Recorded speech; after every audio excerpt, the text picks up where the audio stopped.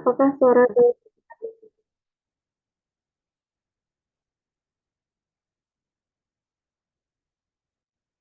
Oke, langsung kita mulai aja ya. Bismillahirrahmanirrahim. Assalamualaikum warahmatullahi wabarakatuh. Selamat malam dan salam sejahtera bagi kita semua. Om Swastiastu, Namo Buddhaya, salam kebajikan. Yang saya hormati Bapak Fajar Nurdin, SE, MAK, AKSIE, BKP, selaku pimpinan di Istira Group. Yang saya hormati instruktur kita pada malam hari ini yaitu Kak Fania Frederika. Dan yang berbahagia, teman-teman bootcamp data analis pada malam hari ini. Puji syukur kita panjatkan kepada Allah SWT, karena dengan rahmatnya lah kita bisa berjumpa di kegiatan bootcamp data analis yang luar biasa ini meski secara online. Dan pada kesempatan kali ini, saya Dewi Carisa Rahmatika atau bisa dipanggil Tika, selaku moderator yang akan memandu jalannya acara pada hari ini. Buat teman-teman, apa kabar ini? Sehat dan masih semangat ya? Masih. Baik, Kak. Masih, Kak. Boleh dong sambil nunggu, teman-teman bisa tulis di kolom chat, kalian join dari mana aja nih, dan kira-kira alasan kalian join bootcamp ini kenapa gitu ya. Bisa tulis di kolom chat ya teman-teman.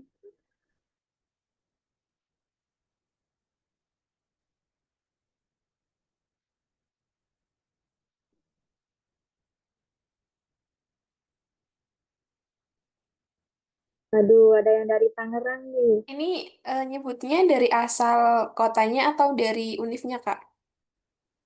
Dari asal kota bisa, dari univ juga bisa nih Kak. Jauh-jauh ya. Ada yang dari Jakarta, dari Semarang. Waduh, ada yang dari Riau nih. Jayapura, oke. Tegal hadir, baik. Senang banget malam hari ini kita bisa kumpul bareng dalam sesi seru yang pastinya insightful banget. Apalagi karena kita kedatangan narasumber keren yaitu Kak Fania. Beliau ini merupakan seseorang yang sudah sangat berpengalaman di bidang data analis ini. Izin menyapa, halo Kak Fania. Halo, halo, selamat malam Kak Dewi dan teman-teman semuanya. Selamat malam Kak, gimana kabarnya hari ini? Baik Kak, puji Tuhan. Makasih banget ya Kak, udah nyempatin waktunya buat sharing bareng kita semua malam ini, dan yang pastinya juga bermanfaat buat teman-teman di sini. Oh ya, dan sebelum kita mulai, mungkin kita bisa sesi dokumentasi dulu ya, bareng-bareng. Boleh dinyalakan dulu kameranya sebentar, teman-teman. Kita foto bareng biar ada kenang-kenangan dari sesi malam ini. Siap, Pak, siap. Atau pakai virtual background-nya juga nggak apa-apa.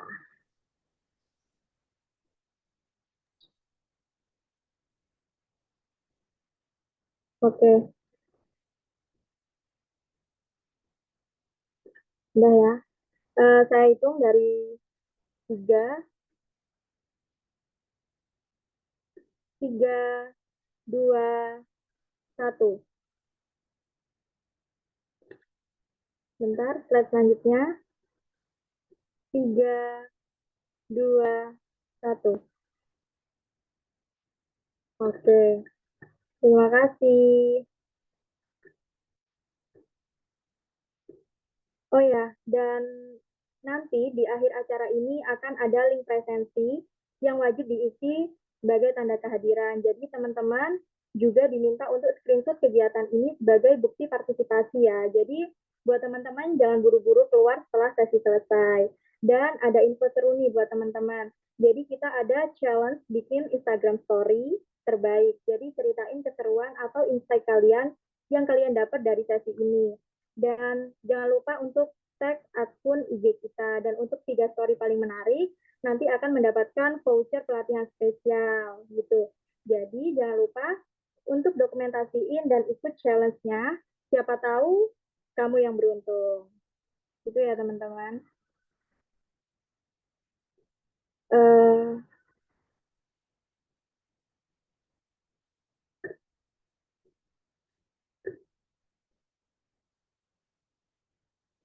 Baik, mungkin kita langsung mulai aja ya Kak Fania, biar nggak terlalu malam-malam banget.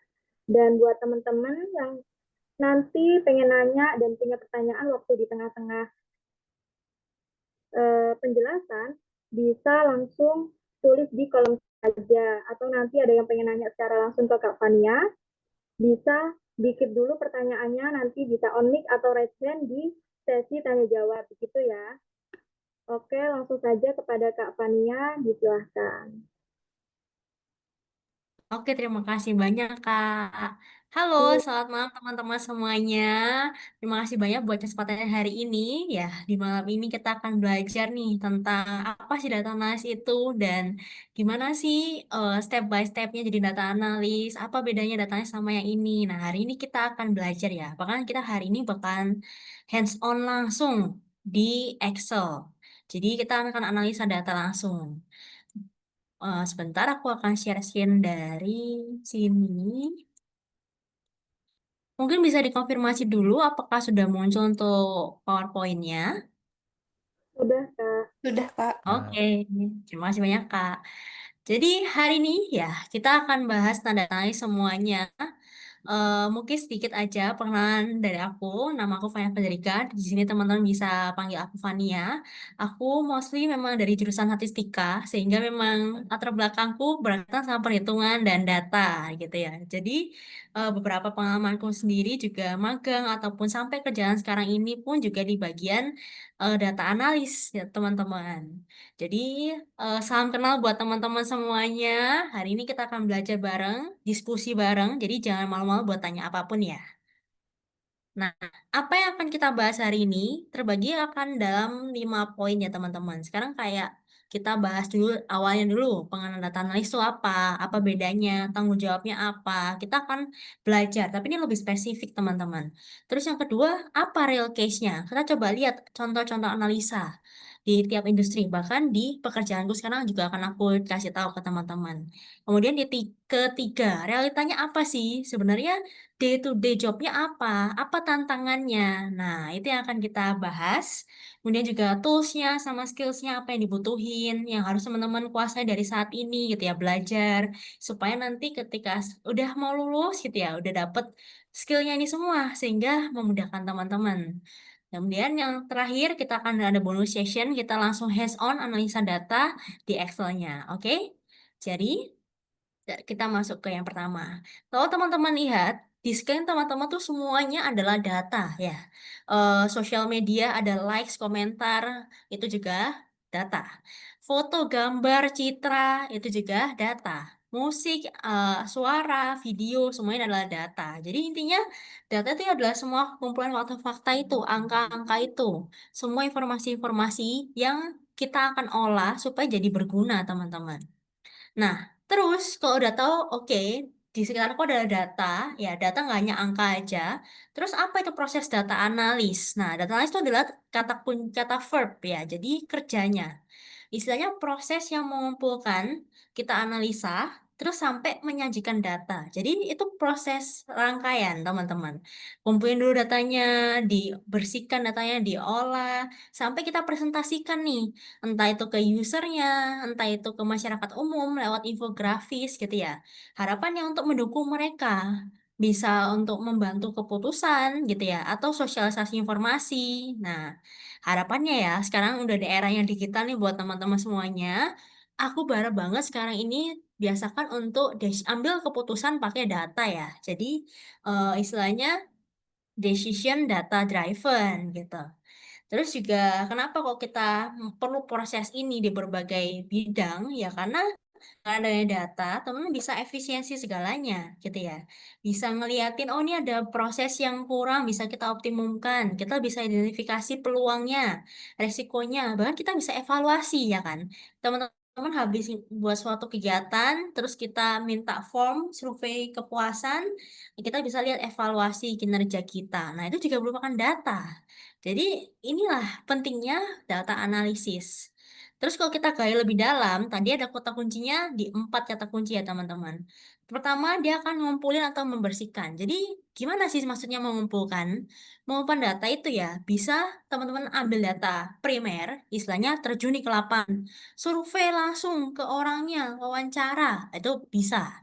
Atau yang kedua, kebanyakan kalau sekarang ini ya ngambil data sekunder, yaitu data internal perusahaan, data misalkan dari website lain. Nah, itu datanya sudah ada.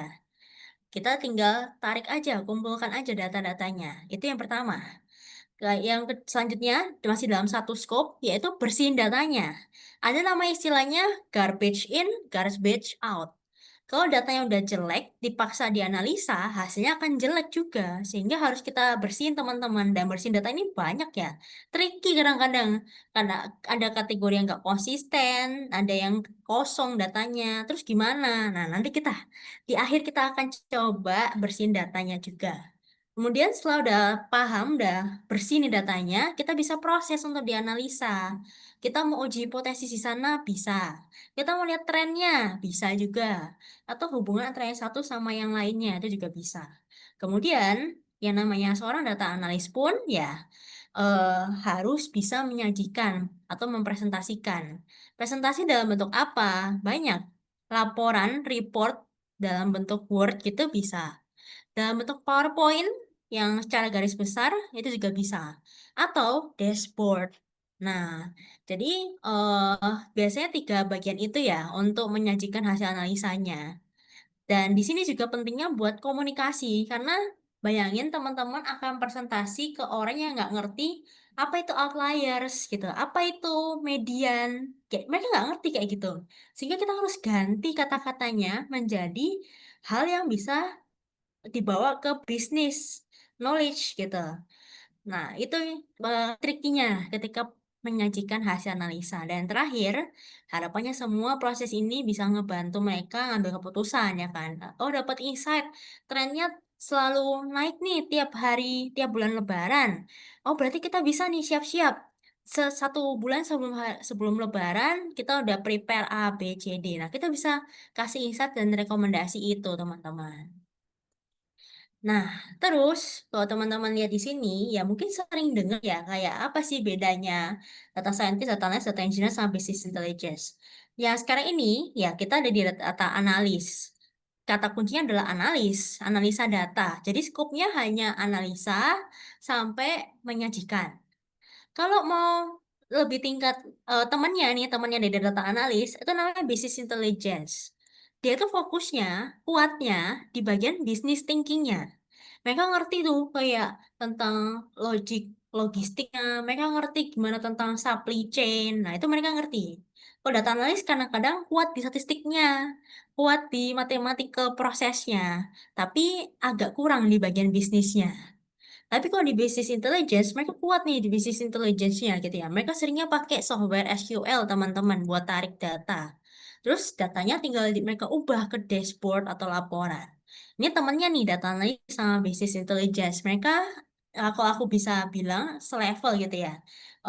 Mirip. Kalau lebih tingkatnya lagi, di atasnya mereka ini semua, ada data scientist sama data engineer. Data scientist itu istilahnya namanya saintis ya, ilmuwan data. Dia akan membuat model prediktif nih. Kayak kira-kira gitu ya, 1 bulan ke depan gimana penjualannya. Mereka bisa prediksiin, oh naik sekitar 50%. Nah, contoh. Mereka bisa mengembangkan algoritma ataupun model-model itu. Kalau data engineer, fokusnya lebih ke database, pipeline data. Nah, antar satu sama yang lainnya ini teman-teman pasti beda-beda toolsnya.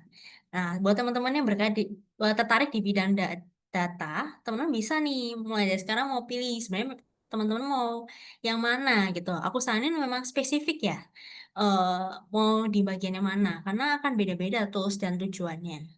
Kalau kita cek lagi lebih dalam ya, ini bisa dilihat fokus utamanya apa? Data analis tadi analisa data. Kalau business intelligence lebih ke visualisasi dan laporan bisnis. Data scientist bikin model prediktif. Data engineer kelola database. Nah, bisa dilihat bedanya tanggung jawabnya juga. Bahkan sampai outputnya datanya sama business intelligence tuh mirip-mirip ya kayak tadi laporan, visualisasi. Bedanya business intelligence lebih ke strategi bisnisnya apa ya. Mereka harus bisa munculin informasi itu. Nah, tapi kalau data scientist lebih ke modelnya akan kita deploy gitu. Algoritma. Nah, kalau data engineer itu lebih condong ke ETL. Jadi database-nya gimana nih dari ekstrak sampai transform dan load. Toolsnya, nah teman-teman bisa lihat beda-beda ya teman-teman. Ada beberapa yang overlapping ya kayak di Business Intelligence ada SQL, Data Engineer juga ada SQL. Nah, SQL ini penting nih, bisa nih juga mulai dari sekarang belajar. Kemudian ada Python, ada X antara data analis, data scientist, data engineer, dan business intelligence. Selanjutnya, nah ini jenjang karirnya gimana? Apakah ada tingkatannya nih kalau di jenjang karirnya gitu ya? Tentu ada teman-teman. Jadi ke pengalaman itu tadi ya, ketika teman-teman masuk di suatu perusahaan itu akan jadi namanya junior data analis. Jadi itu masuknya ke entry level atau staff. Posisi di sana tuh bisa 1 sampai 2 tahun. Jadi kayak ya kita yang bantuin bersihin datanya, olah datanya. Nah, itu semua. Nanti ketika sudah di sana, teman-teman kinerjanya bagus dan dipromosi, ya bisa naik jadi senior atau tim leader. Nah, itu. Ini lebih ke mid level. Tugasnya beda ya. Sekarang membantu eh, anggotanya nih. Udah kalian jadi seolah-olah project manager gitu dari suatu analisa data. Nah, kayak gitu. Terus juga tentunya memimpin suatu tim yang ada anggotanya. Atau kadang-kadang bisa kerjasama juga antar tim leader. Nah, kalau misalnya selanjutnya, eh, jenjang lagi itu ada data analytics manager. Nah, kadang-kadang tuh ada juga yang kayak mereka punya CDO, jadi kayak Chief Data Officer, ya, tapi biasanya adanya di startup-startup. Kalau misalkan di perusahaan seperti swasta, gitu ya, ataupun perbankan, biasanya tingginya tuh ada di manajernya sih. Jadi ke advance levelnya, tergantung perusahaan dan juga pengalaman teman-teman. Nah, jadi ini bedanya. Kalau di data analis, pastinya kita akan membantu semua hal yang manual-manual, bikin laporan, analisa deskriptif. Nah, ketika di tim leader udah beda lagi, lebih kompleks, ya dong, ya kan? Tanggung jawabnya lebih besar, gitu ya kan? Bahkan dia juga akan melihat progres dari tiap tim-timnya, gimana kita kerjakan kerjasama. Dan semakin tinggi tingkatan juga kita akan lebih ke merekomendasikan gitu. Coba kita lakukan ini untuk optimum bisnisnya untuk dapetin ini. Nah, jadi udah beda skopnya ketika jadi junior data analyst, senior, dan data analysis manager. Jadi kalau teman-teman berkarir bidang data, boleh nih mulai dari sekarang belajar skill-skill dan tools-nya tadi. Nah, kalau peluang karirnya gimana gitu ya? Tadi pertama, teman bisa menaiki tangga karir ya di perusahaan swasta, startup, perbankan. Itu bisa tuh menaiki tangga karir. Ada banyak lowongan kerja tentang data analis. Tapi ada yang mungkin maunya gaji lebih tinggi lagi gitu ya. Boleh, mungkin tingkatnya skillnya lagi. Jadi data scientist teman bisa bikin model prediktif gitu ya. Terus bisa bikin optimasi ini itu ngerti machine learning, ngerti deep learning. Nah, boleh itu jadi data scientist. Atau juga bisa spesifik gitu ya di suatu industri. Teman-teman mungkin nggak bisa jadi dokter karena takut darah sehingga ya udah aku jadi data analis aja lah di industri kesehatan. Boleh. Ada juga lowongan kerja data analis kayak di Halodoc dan sebagainya. Nah, why not ya kan? Spesifik di satu industri yang teman-teman sukai. Jadi bisa bebas, bahkan perbankan itu juga ada. Kemudian juga bisa konsultan data. Nah, teman-teman punya segengnya mungkin mau buka jasa konsultasi, itu juga bisa. Sekarang banyak ya, bahkan perusahaanku saat ini pun menggunakan jasa konsultan dari luar untuk membantu gitu proses analisa dan bisnisnya kita. Nah, maka bisa teman-teman jadi data konsultan. Kemudian apa? Kerja jadi di bidang BUMN dan pemerintah. Mungkin kalau di BUMN dan pemerintah nggak kayak langsung jelas ya data analis gitu, jarang. Tapi biasanya kayak ada staff apa, misalnya staff analis lingkungan contoh. Nah, itu bisa sebenarnya. Peran data itu akan dibutuhkan di berbagai posisi teman-teman. Dan yang terakhir, eh, tentunya bisa teman-teman misalkan freelance gitu ya, punya klien dari luar negeri, atau juga bisa misalkan jual-jual produk digital dan sebagainya. Kan sekarang gitu ya hype-nya.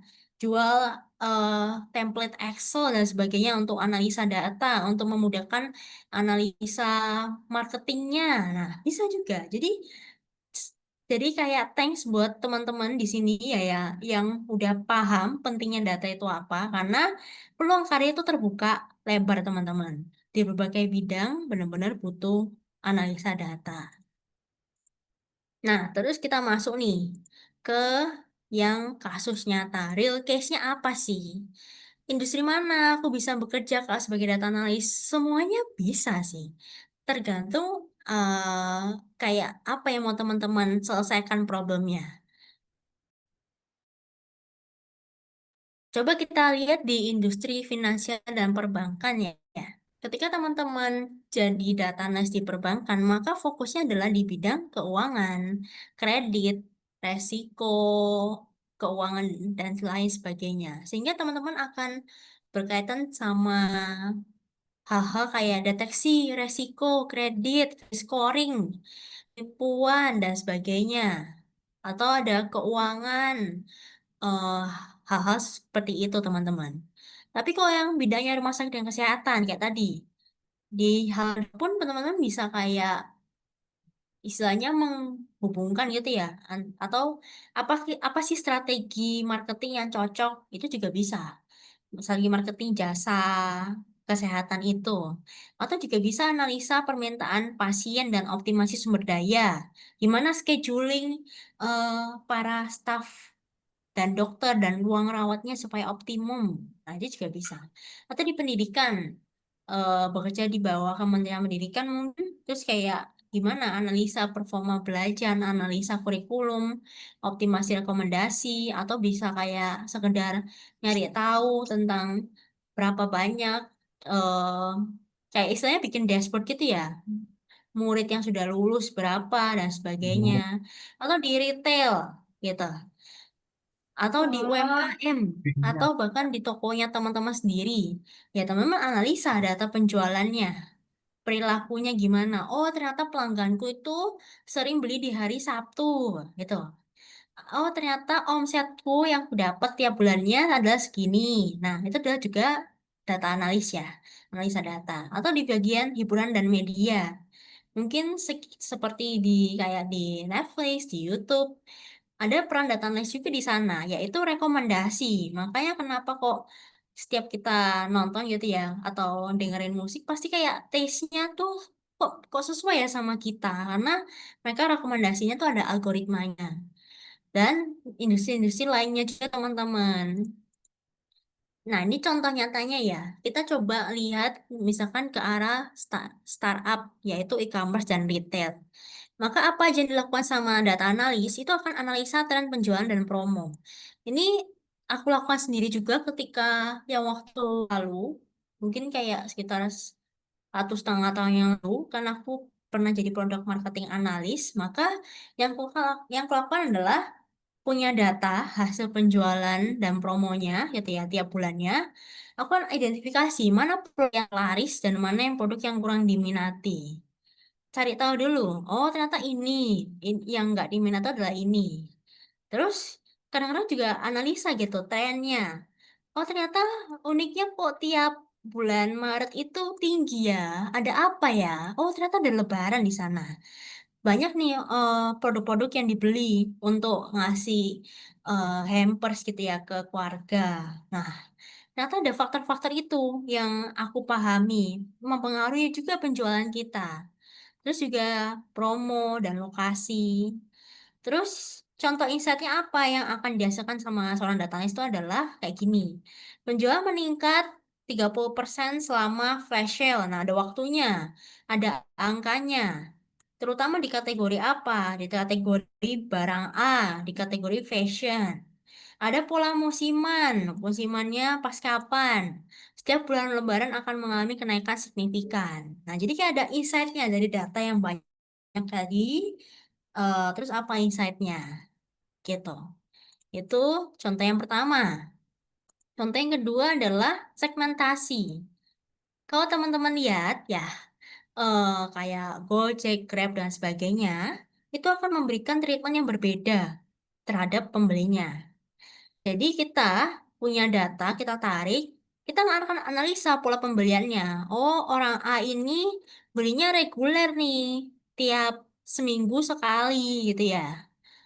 Nah, terus misalkan yang B itu dia jarang-jarang. Nah, kita kayak punya pola pembelian kayak gitu.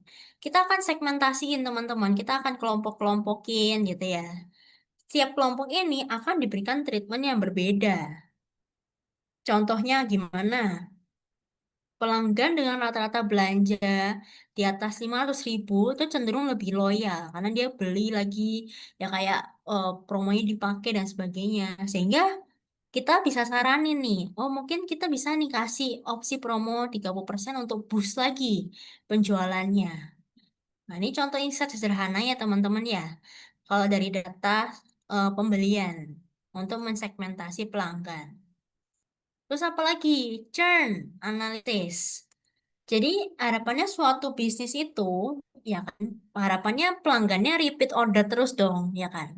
Ketika ada pelanggan yang biasanya beli, tiba-tiba nggak beli lagi, kita kayak, wah kenapa ini? Eh, ada apa? Kita akan cari tahu why-nya, ya kan. Nah, dan juga oh, gimana cara kita ngatasin hal seperti ini.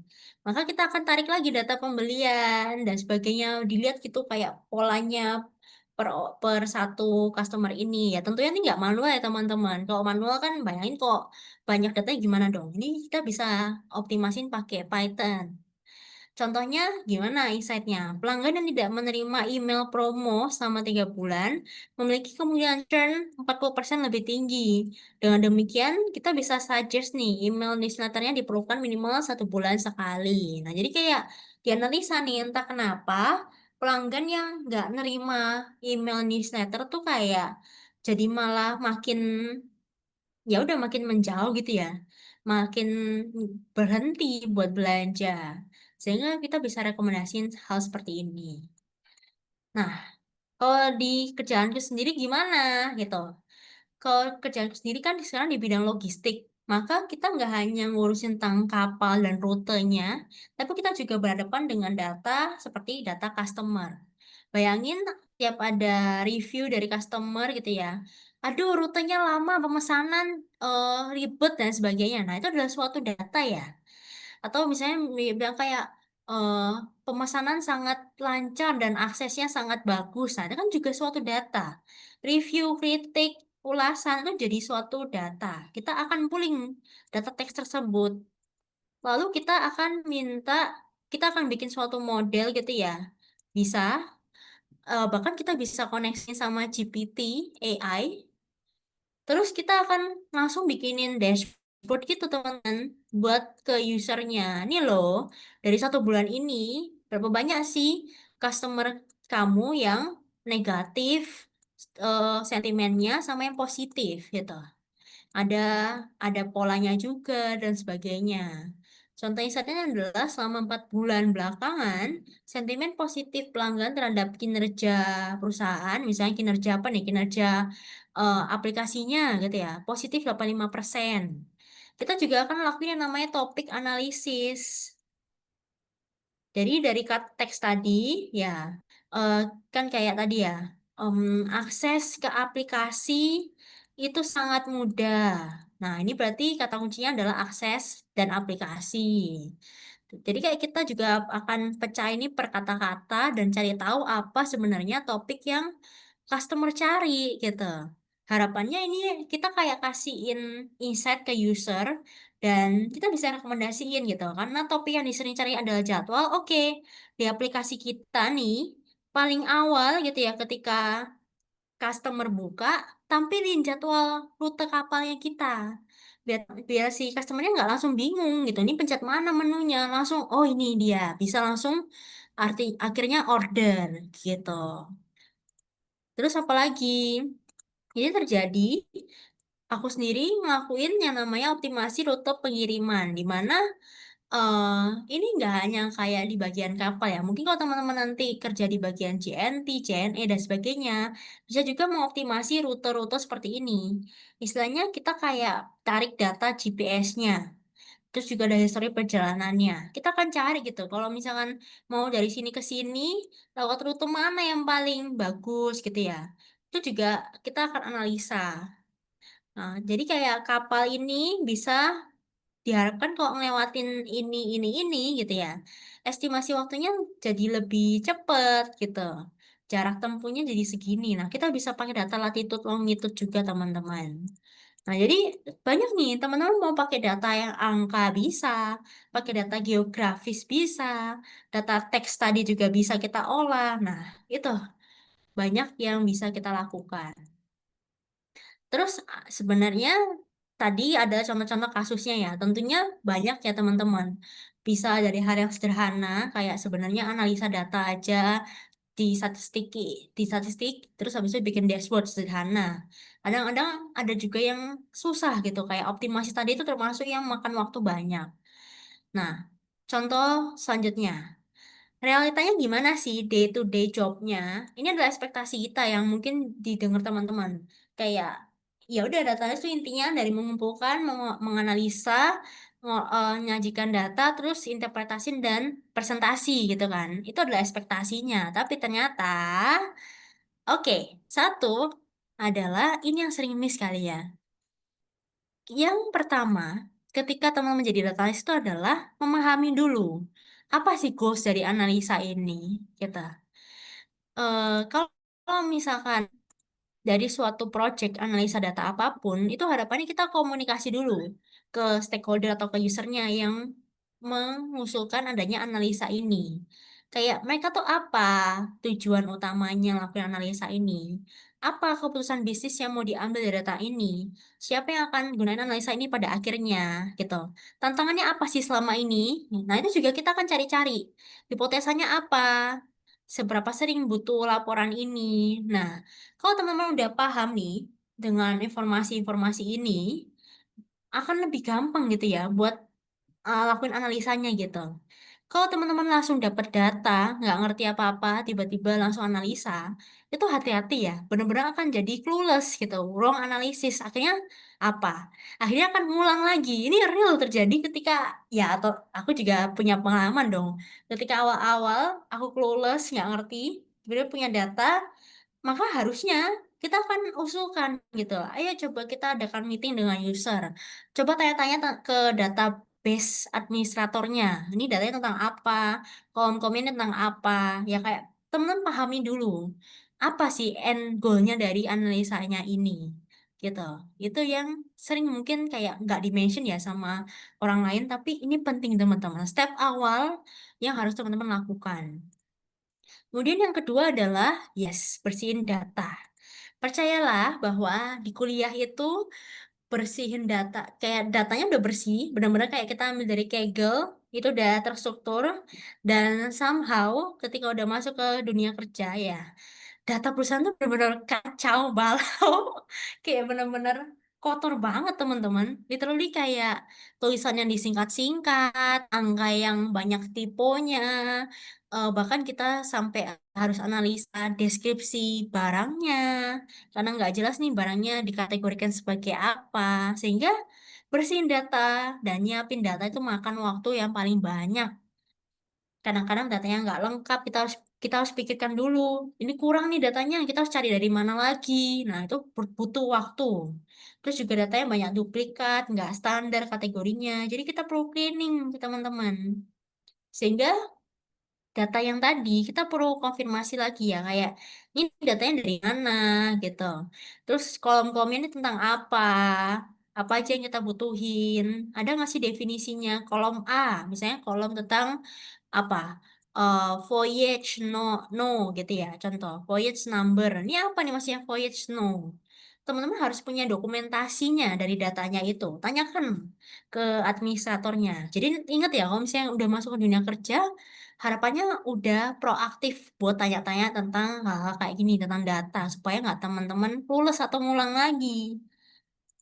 Terus adalah, ya, kadang-kadang setelah udah kita ngelakuin analisa bagus pun, ketika kita presentasiin ke usernya, pasti ada aja kayak masukan dong, ya dong, supaya lebih bagus lagi dan sebagainya. Ya, kita akan ngerevisiin lagi, kita akan analisa lagi, mungkin pakai data ini dan sebagainya, lalu kita presentasi lagi. Nah, ya sampai mungkin kayak kali proses biasanya sudah cukup sih, kayak ya udah ini hasil analisanya, apakah temuan ini menjawab, apakah sesuai ekspektasi gitu, apakah ini membantu usernya. Nah, jadi itu teman-teman. Jadi istilahnya ada proses kayak revisinya, analisa lagi gitu ya. Itu hal yang biasa lah ya yang terjadi di dunia kerja gitu. Selanjutnya ada tools dan skill. Jadi istilahnya toolsnya apa? Seperti yang tadi aku mention ya. Harapan teman-teman kuasai deh. Ini kayak dasarnya teman-teman dulu. Biasakan untuk mulai mengerti semua formula yang ada di Excel ya. Maksudnya semua tuh kayak ya yang penting-penting aja. Kayak if formula, VLOOKUP, mathematical formula kayak max, min, sum, average, dan sebagainya. Bahkan di Excel pun ada add-ins-nya kan. Data analytics, juga bisa dicoba. Bikin dashboard pun di Excel juga bisa, teman-teman. Coba mulai dari sekarang belajar. Kalau sudah oke nih di Excelnya, kalau misalkan mau yang tahap lebih menengah tuh bisa ke SQL dulu. Ini lebih gampang daripada Python. Jadi coba ke SQL-nya. Gimana olah data dari database, gimana manipulation di sana, dan sebagainya. Terus kalau udah, coba belajar ke Python. Kenapa kok pakai Python? Ya, ini bisa buat big data. Data perusahaan kan banyak ya, bisa sampai berjuta-juta data. Maka nggak bisa kok pakai Excel. Excel aja 1 juta baris data. Sehingga teman-teman bisa belajar Python dari sekarang. Tenang aja. Ya, bahkan aku harus kasih tahu kalau fakta sekarang ini kita akan pakai AI. Yes. Kita akan pakai GPT and else buat membantu debugging errornya kita, teman-teman. Perhitungan statistik, Python, dan sebagainya. Intinya harapannya teman-teman kayak memahami aja deh basic-basicnya dulu di Python yang ini. Karena bisa pakai AI-AI yang beredar sekarang. Kemudian selanjutnya adalah bisa belajar Power BI dan Tableau. Ini buat apa? Buat visualisasi data, buat dashboard. Jadi kayak ya bikin kayak laporannya tadi. Ini nanti bisa real time bahkan. Datanya bisa kita koneksiin ke database-nya sehingga real time.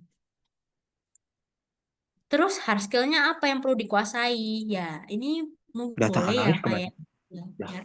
pinter-pinter sih otaknya. Jarang banget gua ini ngeliatin orang data analis ke ibu. Oke, selanjutnya hard skill-nya apa yang perlu kita pelajari teman-teman? Itu harapannya bisa dapat untung analisa pakai statistik ya. Jadi statistiknya apa aja maksudnya? Kayak uji hipotesa, regresi. Itu dikuasai ya dari sekarang. Regresi, korelasi. Nah, jadi kayak model statistik yang sederhana dulu deh. Time series. Nah, mungkin di situ. Terus kita akan belajar yang namanya coding tadi. Cari tahu kalau misalnya ada error gini, group by, pakai pandas gimana. Kemudian bisa belajar visualisasi. Ingat ya, visualisasi ini nggak sekedar ada data langsung jadi pakai Excel jebret gitu ya, langsung jadi pie chart. No, kita kalau bikin chart itu harus ada maknanya. Orang baca pie chart kita itu langsung nangkep informasinya dalam sekejap gitu. Maka apa yang kita lakukan? Oke, kita ada pie chart nih. Kita akan highlight informasi gitu. Misalkan kita highlight yang bagian ini, ya kita kasih warna berbeda gitu ya. Terus apa lagi? Kasih angkanya. Misalkan di sini 20%. Apa nih? Kategorinya apa di depan di sini? Misalnya kategori penjualan fashion gitu ya. Terus apa lagi? Butuh yang namanya keterangan sumbu Y-nya, keterangan sumbu X-nya, ada satuannya, dan yang terakhir adalah judulnya. Jadi kayak jelas bikin chart itu. Visualisasi yang mudah dimengerti. Nah, itu juga ada triknya juga ketika kita bikin visualisasi data. Selanjutnya, soft skill-nya apa dong? Nah, ini nggak hanya di data analysis ya. Harapannya kalau teman-teman udah di berbagai bidang sih, punya keinginan buat belajar. Belajar skill baru, belajar metode baru, ada AI baru, coba deh aku coba. Terus ada model baru, ada metode baru, coba deh aku explore. Nah, jadi punya keinginan buat belajar terus. Kemudian yang kedua adalah ini data storytelling. Gimana teman-teman mau presentasi data hasilnya ke tim marketing? Gimana coba? Apakah mereka ngerti tentang outlier? Nggak akan ngerti gitu ya. Sehingga kita bisa ganti dengan kata-kata kayak terdapat data ekstrim dari hasil analisa kita. Sehingga kita akan coba untuk exclude-kan ini dan menggunakan data yang menunjukkan sebagian besar dari customer-nya kita. Nah, jadi kayak pakai bahasa bisnis yang mereka mudah mengerti gitu. Dan selanjutnya adalah problem solving. Nah, ini pun juga kita akan banyak kerjasama sama tim, komunikasi sama orang lain gitu ya, tanya-tanya sama usernya, karena kita mau pecahin suatu masalah, teman-teman. Oke, soft skillnya apalagi critical thinking ya. Jadi nggak hanya analisa angka. Ini bukan tentang metode siapa yang paling keren, no. Tapi siapa yang bisa ngejawab masalah bisnis. Itu. Kemudian juga kita sebagai data analis perlu banget teliti. Bener-bener kayak angkanya itu harus akurat, teman-teman. Hindari sebuah kesalahan. Dan yang penting, nah ini nih. Gak bisa ya kalau di dia kerja sekarang, aku mau ya kerja sendiri, nggak bisa teman-teman. Ya mungkin ada kayak teman-teman ada ditugaskan sendiri nih, tapi kebanyakan kita butuh feedback, kita butuh eh, apa ya, saran dari teman-teman yang lain. Lebih enak kok kalau kita kerjasama sama orang lain itu. Jadi itu. Nah, mungkin sebelum ke hands on, ada teman-teman yang mau bertanya dulu dari materi kita tentang overview data analysis itu seperti apa. Boleh kayak di chat ini dulu, mungkin kayak kita buka 2 pertanyaan, bisa chat ataupun raise hand sebelum kita hands on lebih dalam. Bebas tanya apapun, benar-benar tanya apapun boleh. Apakah akuntan bisa jadi data analis juga? Nih dari Kak Ainun teman-teman. Yes, kenapa enggak?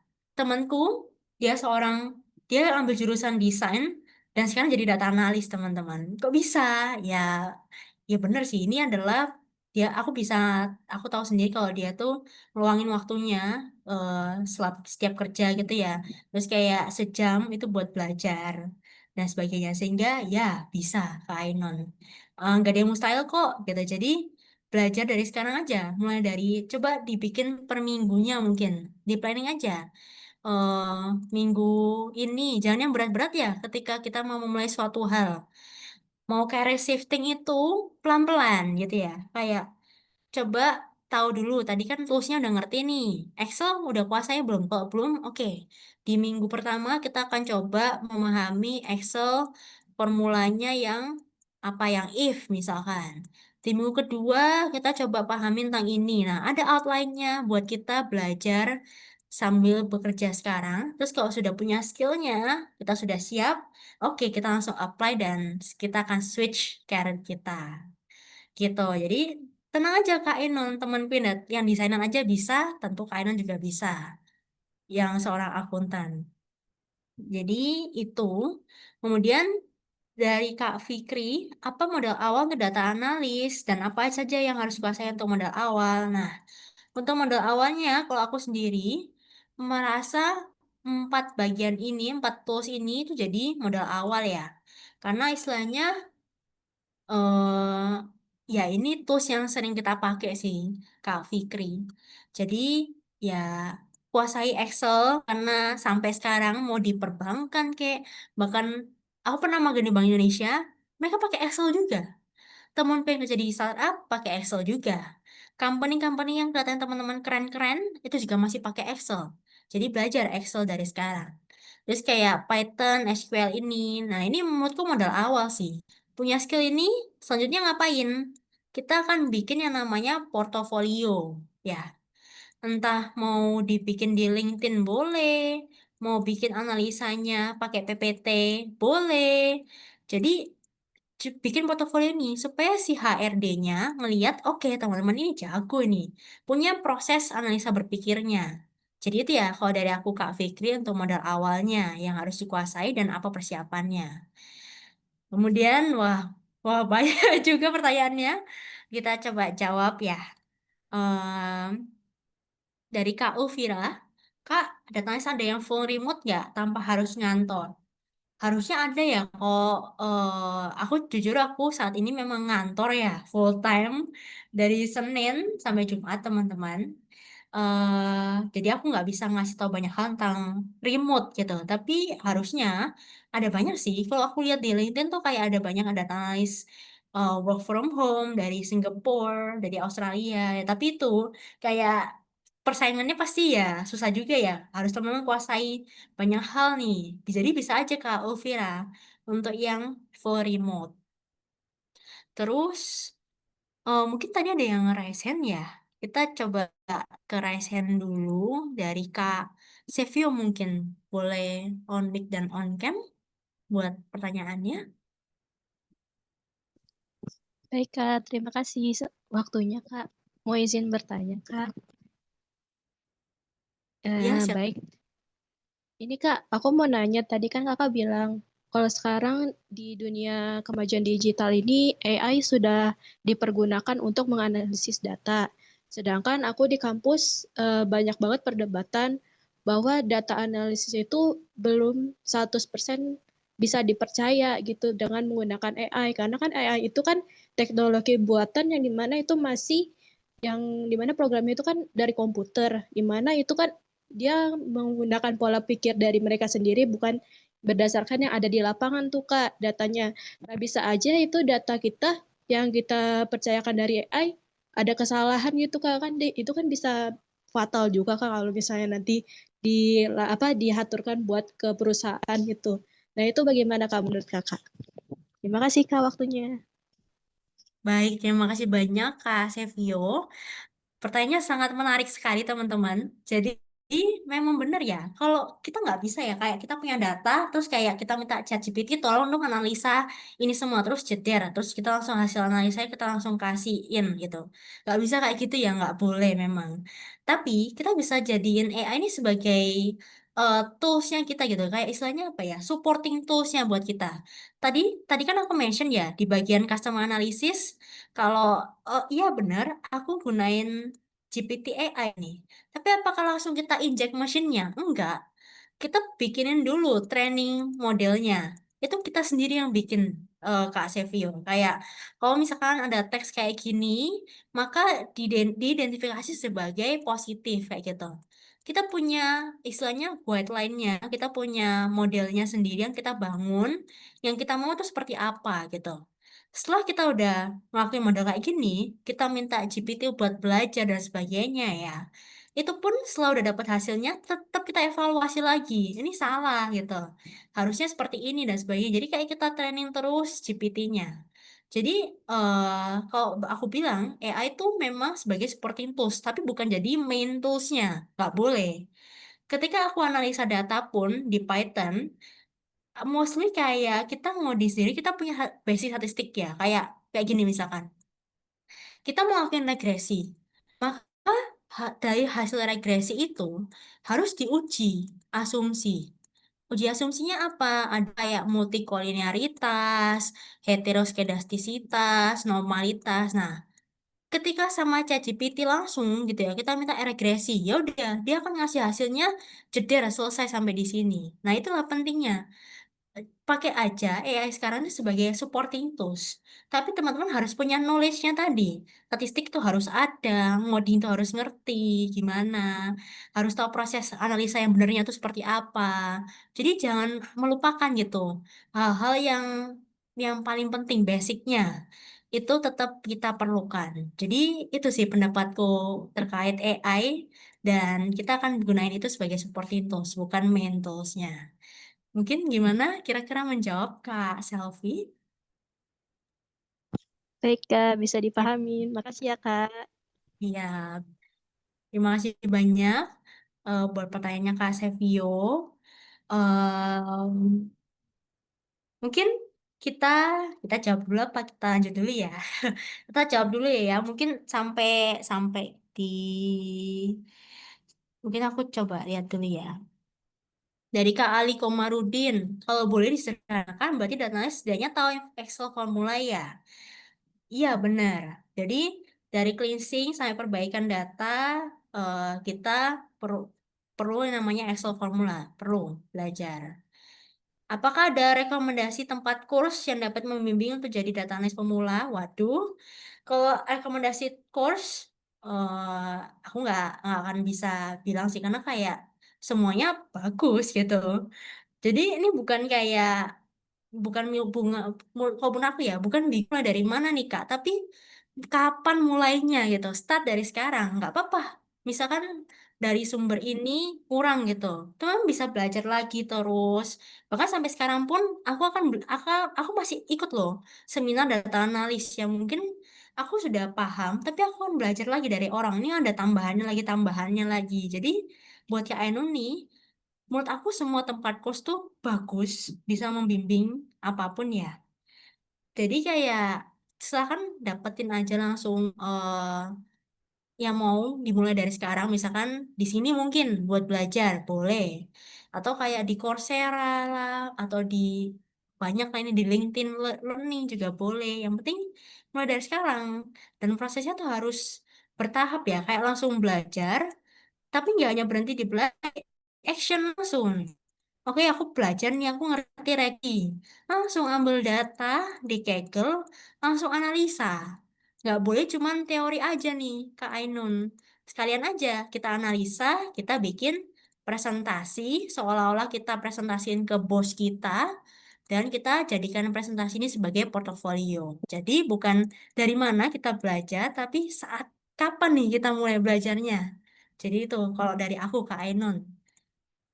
Kemudian dari Kak Rizky, apakah data fake bisa kita gunakan untuk berarti data analis? Yes. Kenapa enggak? Kalau aku boleh kasih tahu, di sini ada namanya Kaggle, ya. Ini banyak pol data grafis kanker itu ada, data audio itu ada, data gambar tumbuhan itu ada, dan sebagainya. Jadi ini bisa teman-teman pakai dataset di sini. Yang tertarik di bidang keuangan, Bitcoin ada, di kesehatan ada. Jadi kenapa nggak boleh? Boleh aja belajar ini langsung pakai data dan bikin portofolionya. Jurusan kuliah yang banyak mempelajari dan besar kemungkinan berkarya di bidang data apa? Ya mungkin kalau boleh bilang ya di di statistik. Kemudian sekarang ada jurusan kayak data science. Teman-temanku ada yang dari teknik industri juga. Jadi itu mungkin jurusan kuliahnya. Kemudian, apakah data analis bisa nggak bisa diambil sebagai sampingan mahasiswa? Bisa. Jadi ketika aku kuliah dulu, aku ada punya teman sehingga teman ini tuh kayak meminta aku untuk freelance data analis gitu. Dia punya data perusahaan di pelabuhan. Dia minta kita buat analisa gimana alurnya pelabuhan ini gimana. Kayak deskripsi statistik aja, kayak cari rata-ratanya, maksimum minimumnya. Jadi bisa. Atau mungkin jadi tutor mungkin. Nah, boleh juga Kak Teguh, bisa jadi sampean. Atau apalagi? Banyak ya yang bisa kita lakukan. Kayak dapetin project, analisis, itu juga sah. Nah, ini mungkin sampai ke Kak Niken ya, supaya kita ada hands-on-nya. Kak merujuk pada proses pengambilan data secara primer, wawancara, bagaimana pengambilan hasil datanya. Ketika mau diwawancarai, hasil datanya tergantung. Kalau surveinya bentuknya kuantitatif, gimana kepuasan Anda dari angka 1 sampai angka 5? Ya kan, ada kayak sangat suka sampai sangat tidak suka. Nah, itu kan ada angkanya. Sehingga kita bisa analisa itu pakai angka. Tapi gimana dengan yang kayak review teks? Maka teks itu akan kita analisanya pakai data kualitatif tadi. Mungkin dicari apa yang mereka sering mention. Terus habis itu kita bisa juga analisa per satu bagian juga sih. Jadi bisa kayak gitu untuk analisa datanya. Jadi pertama buat analisa teks itu ada yang namanya sentimen. Jadi bisa belajar kayak negatif, positif, netral. Juga bisa yang kayak topik analytics tadi. eh kayak data kualitatif tadi dimasukin, terus kayak apa sih sebenarnya yang sering mereka bahas. Itu juga bisa. Jadi gitu teman-teman. Dan terakhir dari Kak Niken nih, terus yang Kak sampaikan tadi sudah ada fitur untuk analisa statistiknya nggak? Dan kalau pakai SPSS apakah sama kurang dengan tools tersebut? Tools Excel, kita coba lihat ya. Jadi tools Excel ini, sebentar, kita ganti share screen ke Excel. Jadi di Excel ini teman-teman, itu kalau ke bagian data, kita bisa tambahin loh add-ins-nya data analisis ini. Nah ini banyak yang mungkin nggak tahu ya. Ini aku akan kasih tahu nih. Jadi kita bisa tambahin banyak tambahan di Excel kita. Ini kalau kita pencet, kita bisa apa aja. Kita bisa lakuin regresi. Kapan coba lakuin regresi di Excel? Kita bisa lakuin uji ANOVA. Korelasi juga bisa. Bahkan sampai uji hipotesa juga bisa. Itu di mana? Nah, ini sekalian aja kali ya ngasih taunya. Jadi di bagian home itu ada add-ins. Nah, di add-ins ini kayak teman-teman bisa tanya apapun sih. Mau masukin GPT ke Excel apakah bisa? Yes, bisa. Tambahnya di sini add GPT. Nah, ini kayak gini. Aku punya GPT ku di Excel. Dia akan bantu aku buat analisa singkat. Tapi sekali lagi kita nggak bisa percaya langsung ya, perlu di cross check lagi. Terus apa lagi? Kita bisa tambahin banyak add-in di sini, kayak ada data science di sini. Ini mungkin nggak ada di teman-teman. Teman-teman perlu tambahin sendiri di add-ins-nya di sini. Yang data analysis itu namanya ya data analytics di sini teman-teman. Terus juga ada GPT dan sebagainya. Ini ada banyak, bisa ditambahin sesuai kebutuhan. Terus apakah SPSS itu sama akuratnya? Iya, jadi SPSS, Minitab, itu ya tetap akurat. Cuman memang jarang dipakainya. Tapi tetap dipakai kok. Kalau maksudku kayak untuk satu dua hal, satu analisa yang butuh sana, maka akan dipakai. Tapi kalau misalnya aku sendiri, mesti ya udah pakai Python buat analisa statistikanya. Kalau akuratnya tetap akurat, keduanya tetap memberikan hasil yang sama. Oke, mungkin itu dulu buat sesi tanya jawabnya ya teman-teman. Kita coba langsung aja ke hands-on-nya kali ya. Jadi, em, mungkin aku akan sharekin di sini untuk Excel-nya.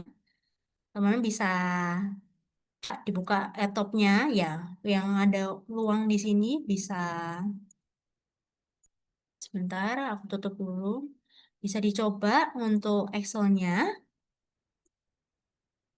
Nah, aku udah kirimin di chat, bisa di-download.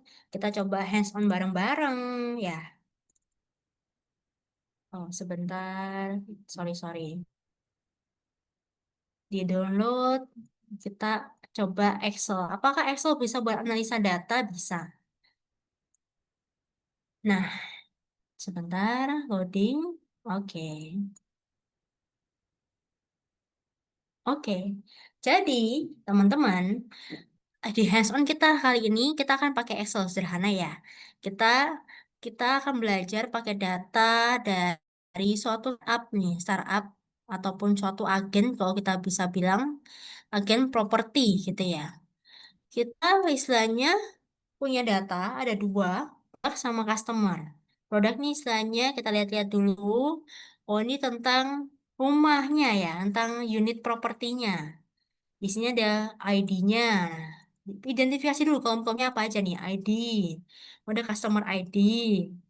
Ada kapan terjualnya, bulan jualnya, tipenya apa, apartemen dan sebagainya, luasnya kamar tidur. Ini kamar tidur apa maksudnya? Ini maksudnya jumlah kamar tidur gitu ya. Jumlah kamar mandi, ada kolam renang apa enggak, ada gym atau enggak, di kota mana dia, jaraknya ke stasiun KRL, dan harga apartemen tersebut sama hadusnya. Kalau teman-teman lihat, kayak ada yang kosong-kosong. Apalagi kita bisa coba filter. Ini di sini. Diklik pertamanya, terus kita akan klik yang namanya filter. Kita lihat-lihat dulu aja datanya dulu, pahami dulu. Mulai dari sini kayak oke di sini ada yang missing, ada yang blank. Apa nih maksudnya yang blank? Kenapa ya dia blank? Kalau kita lihat yang blank itu sebenarnya blank karena apartemen ini belum terjual ternyata teman-teman. Nah, nih statusnya belum terjual. Jadi coba kita filter yang nggak ada customer ID-nya ya. Kita ambil yang blank aja. Ya, itu adalah customer semua tipe-tipe unit yang belum jual ini semua. Nah, itu. Terus kita balikin lagi di clear filter. Pahami dulu, oke. Oke, berarti yang kosong ini gara-gara belum terjual. Terus apa lagi? Bulan jual. Lihat, bulan jual tuh harusnya gimana? Bulan 1, 2, 3, 4, 5 kayak gitu ya. Dia bilangan discrete. Berarti yang aneh-aneh ini kayak gimana nih? Ada bulan 6,6 sama 7,7. Nah, kita identifikasi dulu. Ada nih dua data yang aneh gitu. Bulannya dibilang 6,6 dan 7,7. Berarti ini ada kesalahan penginputan data. Kita bisa langsung teman-teman kayak bisa kayak istilahnya mengkoreksi gitu ya datanya. 6,6 ya kita bisa anggapnya sebagai 6 bulan. Dan 7,7 kita bisa bilang 7. Nah, jadi kayak proses pembersihan data seperti ini pun juga dilakukan sebagai seorang data analis. Terus apa lagi? Kita lihat-lihat lagi ya dari tipe propertinya. Oh, ternyata yang dijual sama perusahaan ini ada dua tipe properti, yang office sama yang apartemen. Lagi ada luas properti. Luas menurut kalian bisa sampai mana nih? Kalau ada angka yang nggak masuk akal kayak juta gitu atau mungkin 1 miliar meter persegi. Nah, kayak make sense gak sih? Atau ini tuh sebenarnya salah input. Nah, itu juga diidentifikasi. Kayak gitu, teman-teman. Jadi kalau identifikasinya sekarang selain pakai filter filter pakai lihat min max-nya ya. Misalkan dari luas properti ini, luas properti, luas properti, kayak minnya berapa, paling kecilnya berapa, paling maksimumnya berapa, kayak gini. Nah, ini bisa dapet. Oh, ini masih masuk akal lah. Data terkecilku aja di angka 38. Data terbesarku di angka 180. Ini masih masuk akal nih datanya. Nggak ada data yang aneh dan sebagainya. Kayak gitu.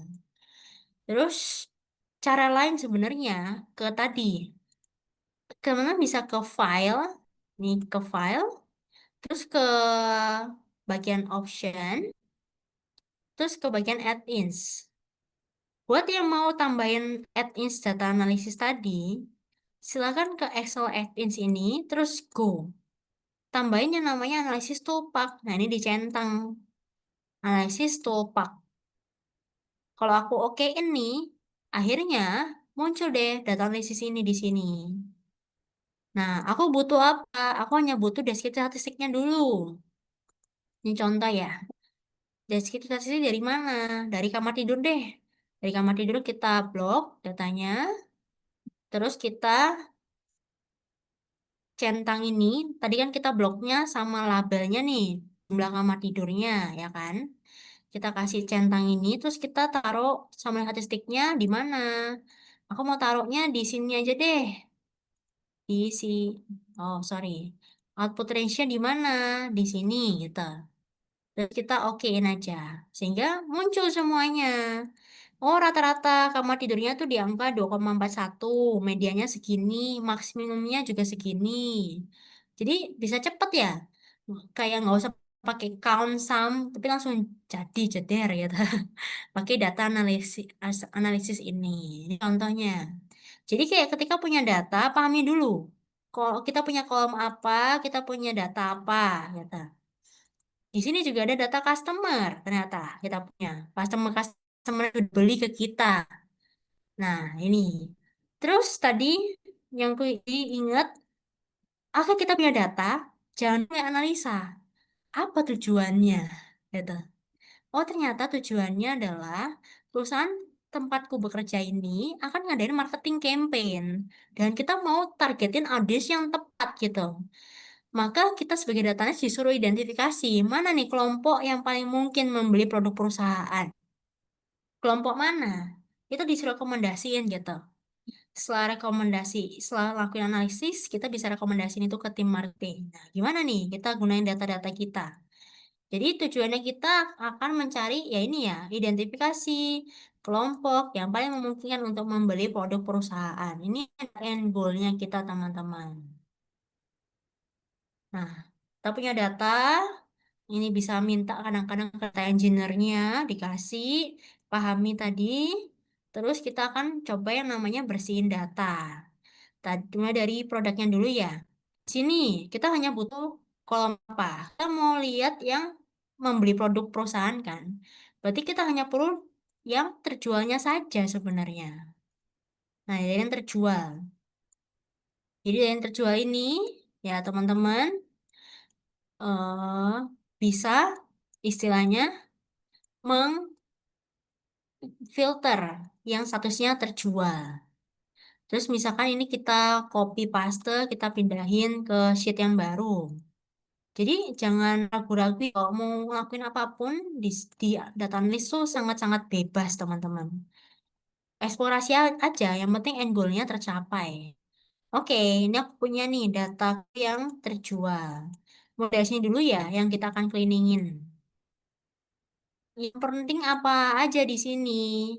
Tadi tahun, apakah tahunnya masuk akal? Oke, masuk akal. Nggak ada angka yang sampai 2252 kan? Nggak mungkin ya, kita masih di 2025. Ini masih masuk akal. Bulannya tadi sudah kita bersihin, sudah aman. Tipenya cuma 2 aja. Luasnya sudah aman. Dan kita kayak identifikasi di itu. Mungkin contoh yang nggak aman di mana nih? Di kota nih. Entah kenapa di kota tuh ada aja yang tulisnya Jakarta, ada yang tulisnya JKT ya gitu. Ada yang tulisnya Tangerang, ada yang tulisnya TGR, ada yang tulisnya Tangerang Selatan. Nah, maka caranya gimana?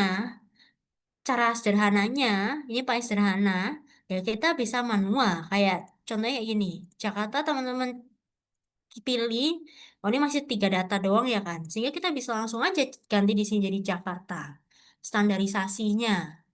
Tapi kalau teman-teman maunya, bayangin ini banyak datanya yang berantakan ya, maka ya apa caranya?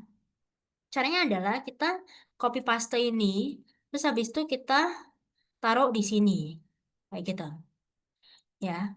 Terus kita ke bagian yang data, teman-teman. Sebentar. Terus dari data ini kita akan remove duplicates, gitu. Kita akan remove duplicates. Nah, ternyata dari kotanya kita ini ada unik yang angka kata yang unik itu ada ini, ada 15 kata. Nah, kita akan gunain ini sebagai tabelnya kita. Kota ini kita akan ganti jadi revisi kota, kayak gitu misalkan. Tangerang kita akan ganti jadi apa? Kita akan ganti dia jadi Tangerang. Tangerang Jakarta JKT akan jadi Jakarta. Tangerang Selatan akan kita jadi Tangerang. Jakarta ini tetap dan sebagainya masih tetap sama, misalnya gitu ya. Kita punya suatu tabel. Ini namanya tabel referensi kalau kita bilang. Ya udah, kita punya tabel ini, ya kan? Kita bisa tambahin nih di sini. Insert kolom baru. kota fix gitu misalkan. Maka kita akan lakuin apa? VLOOKUP. Sama dengan VLOOKUP dari lookupnya ini T3R, jadi belajar juga VLOOKUP di sini, lookup value. Terus dilihat dari tabelnya sini, diambil. Kalau ada ketemu tulisan T3R, maka akan diganti pakai Tangerang. Nah, itu tujuannya VLOOKUP. Terus kita akan ambil kolom kedua dan kita buatnya false.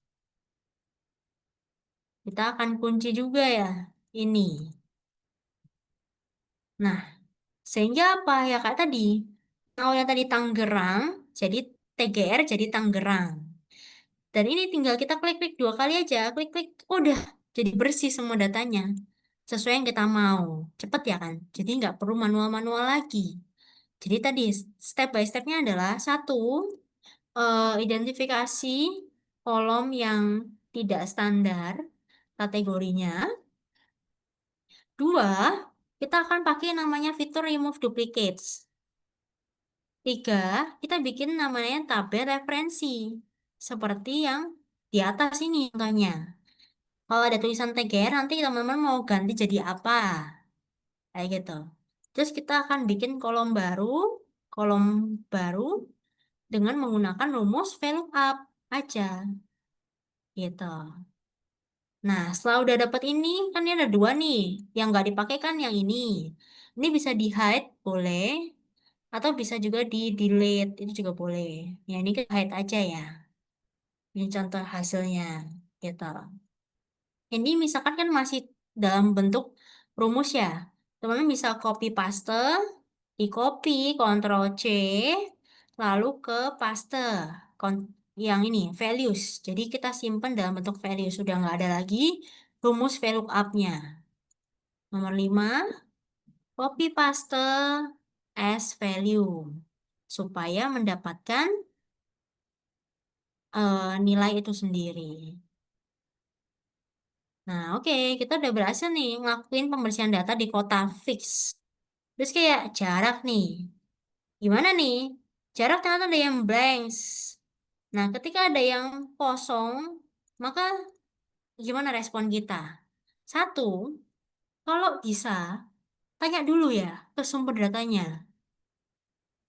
Ini missing karena kenapa? Gitu. Apakah ada kesalahan ngambil data kah? Atau data yang diambil itu kurang? Jadi tanya dulu si yang penarik datanya. Kalau misalkan memang nggak ada, benar-benar nggak ada, kita putuskan mau dibuang datanya atau mau kita imputasi datanya. Buang datanya kita tinggal delete aja, ya kayak gini delete gitu ya. Tapi apa itu namanya imputasi? Imputasi itu artinya suatu angka sel yang kosong ini akan isi nilainya dengan banyak hal. Bisa pakai rata-ratanya, bisa pakai mediannya, bisa juga pakai modusnya untuk variabel yang kategori. Nah, kuantitatif angka, maka yang bisa dilakukan adalah rata-rata pakai mediannya. Jadi tanya dulu ya, oke memang ternyata datanya memang kurang, nggak ada, kosong. Aku putusin buat, ya udahlah aku daripada buang datanya, aku mau imputasi aja, contohnya gitu.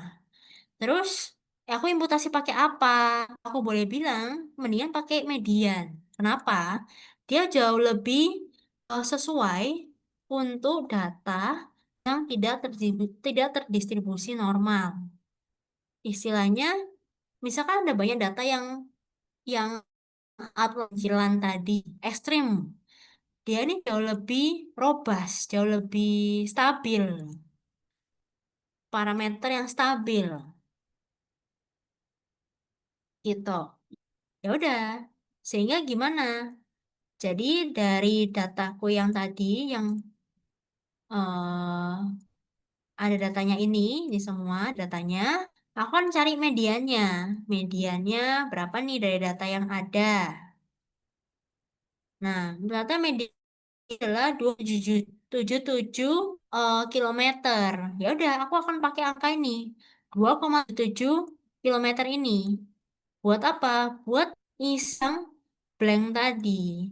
Emangnya boleh Kak kita pakai angka orang lain nih buat ngisi di sini. Nah, balik lagi ya. Tergantung apakah kita istilahnya kayak tadi, kalau misalkan ini mau diimputasi data, pasti kan datanya tadi kan median. Median itu artinya nilai tengah. Nilai tengah itu maksudnya datanya sebagian besar berada di mana gitu.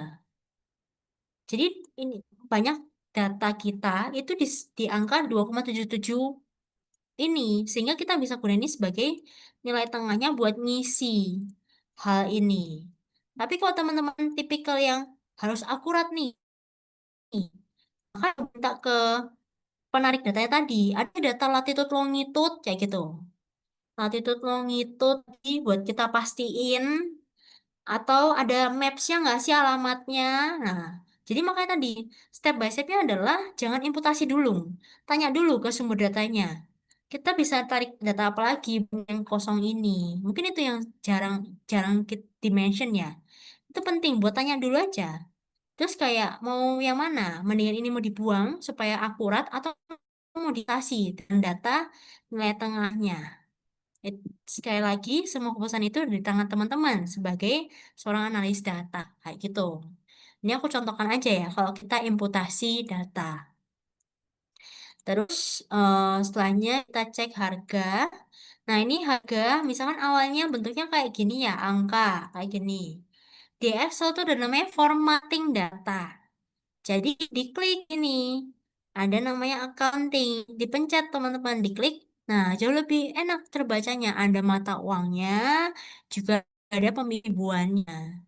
Baca yang ada angka rupiah mata uangnya, itu jauh lebih enak kalau kita pakai format accounting kayak gini. Ya udah, ini kita masih bersihin data ini teman ya. Terus gimana? Kita punya data bersih yang produk, kita akan joinkan dengan yang customer karena kita butuh yang customernya ini kan. Ya udah, kita joinin dia pakai apa? Di sini ada apa nih? Di sini ada data nih. Kita bisa joining ini sama customer di ID-nya customer ini. Pakai apa? Pakai value up lagi. Terus ngambil yang apa nih? Aku mau ngambil yang penting-penting aja. Aku hanya perlu tipe customernya, interval umurnya, apalagi kota mungkin, tujuan. Terus ya mungkin ini dulu lah ya. 4 kolom ini yang aku perlukan buat analisaku. Contoh. Ya udah, berarti kita akan pakai value up tadi. Kita bikinin dulu tipe customer. Kita joinkan teman-teman. Value up dari customer ID-nya. Terus kita akan pilih yang customer di sini. Nah, di blok semua datanya, kita mau ambil kolom yang mana? Kita mau ambil kolom yang tipe customer, itu kolom kedua. Nah, ya udah. Kita udah ambil datanya di sana. Di pakai lookup ya. Kenapa kok nggak langsung copy paste, Kak? Ya, kadang-kadang kan di sini susunannya kan bisa ngacak ya. Jadi, lebih baik kalau kita pakai VLOOKUP ini, teman-teman. Supaya untuk customer 0044 itu mana nih? Nah, ini kan awalnya nggak 0044 nih. Mungkin ada di bawah dan sebagainya ngacak. Yang sehingga pakainya yang VLOOKUP. VLOOKUP kita punya tipe customernya semua ini. Terus apa lagi? Ya kita joining dulu aja datanya. Umur. Terus ada apa lagi? Kota sama tujuan. Nah, kita butuh ini kan. Buat di-joinkan ke datanya kita. Oops, sorry. Kota tujuan. Ini kita edit. Nah, terus interval umur. Nah, kalau teman-teman susah pakai VLOOKUP, ada namanya tuh XLOOKUP ya. XLOOKUP. Ini istilahnya sama, jadi kayak lookup value-nya pakai ke customer ID. Lalu lookup array-nya adalah lookup array-nya lihatnya di mana? Hanya ngambil kolom ini aja, ID-nya. Terus yang akan kita ambil return array-nya adalah kolom interval umur. Interval umur ini. Sebentar. F sampai F. Terus ini kasih exact match. Nah, jadi itu tadi yang aku bilang tadi ya. Excel itu tetap masih kita pakai untuk analisa data. Hal seperti ini contohnya. Joining data, bersihin data, dapetin gabungin data dengan yang database satu dengan database lainnya. Nah, ini kita dapat nih interval umurnya. Aku akan lakuin hal yang sama lagi untuk yang bagian kota. Ini aku ganti aja sekarang. Kota itu ada di kolom keberapa? Kota itu ada di kolom H. Maka aku akan ganti jadi pakai kolom H. Nah, sehingga aku tahu kalau customer ID ini 044 itu dari dia belinya di Jakarta. Gitu kan. Terus tujuannya yang terakhir ada di kolom I. Ini kita ambil lagi, kita copy paste.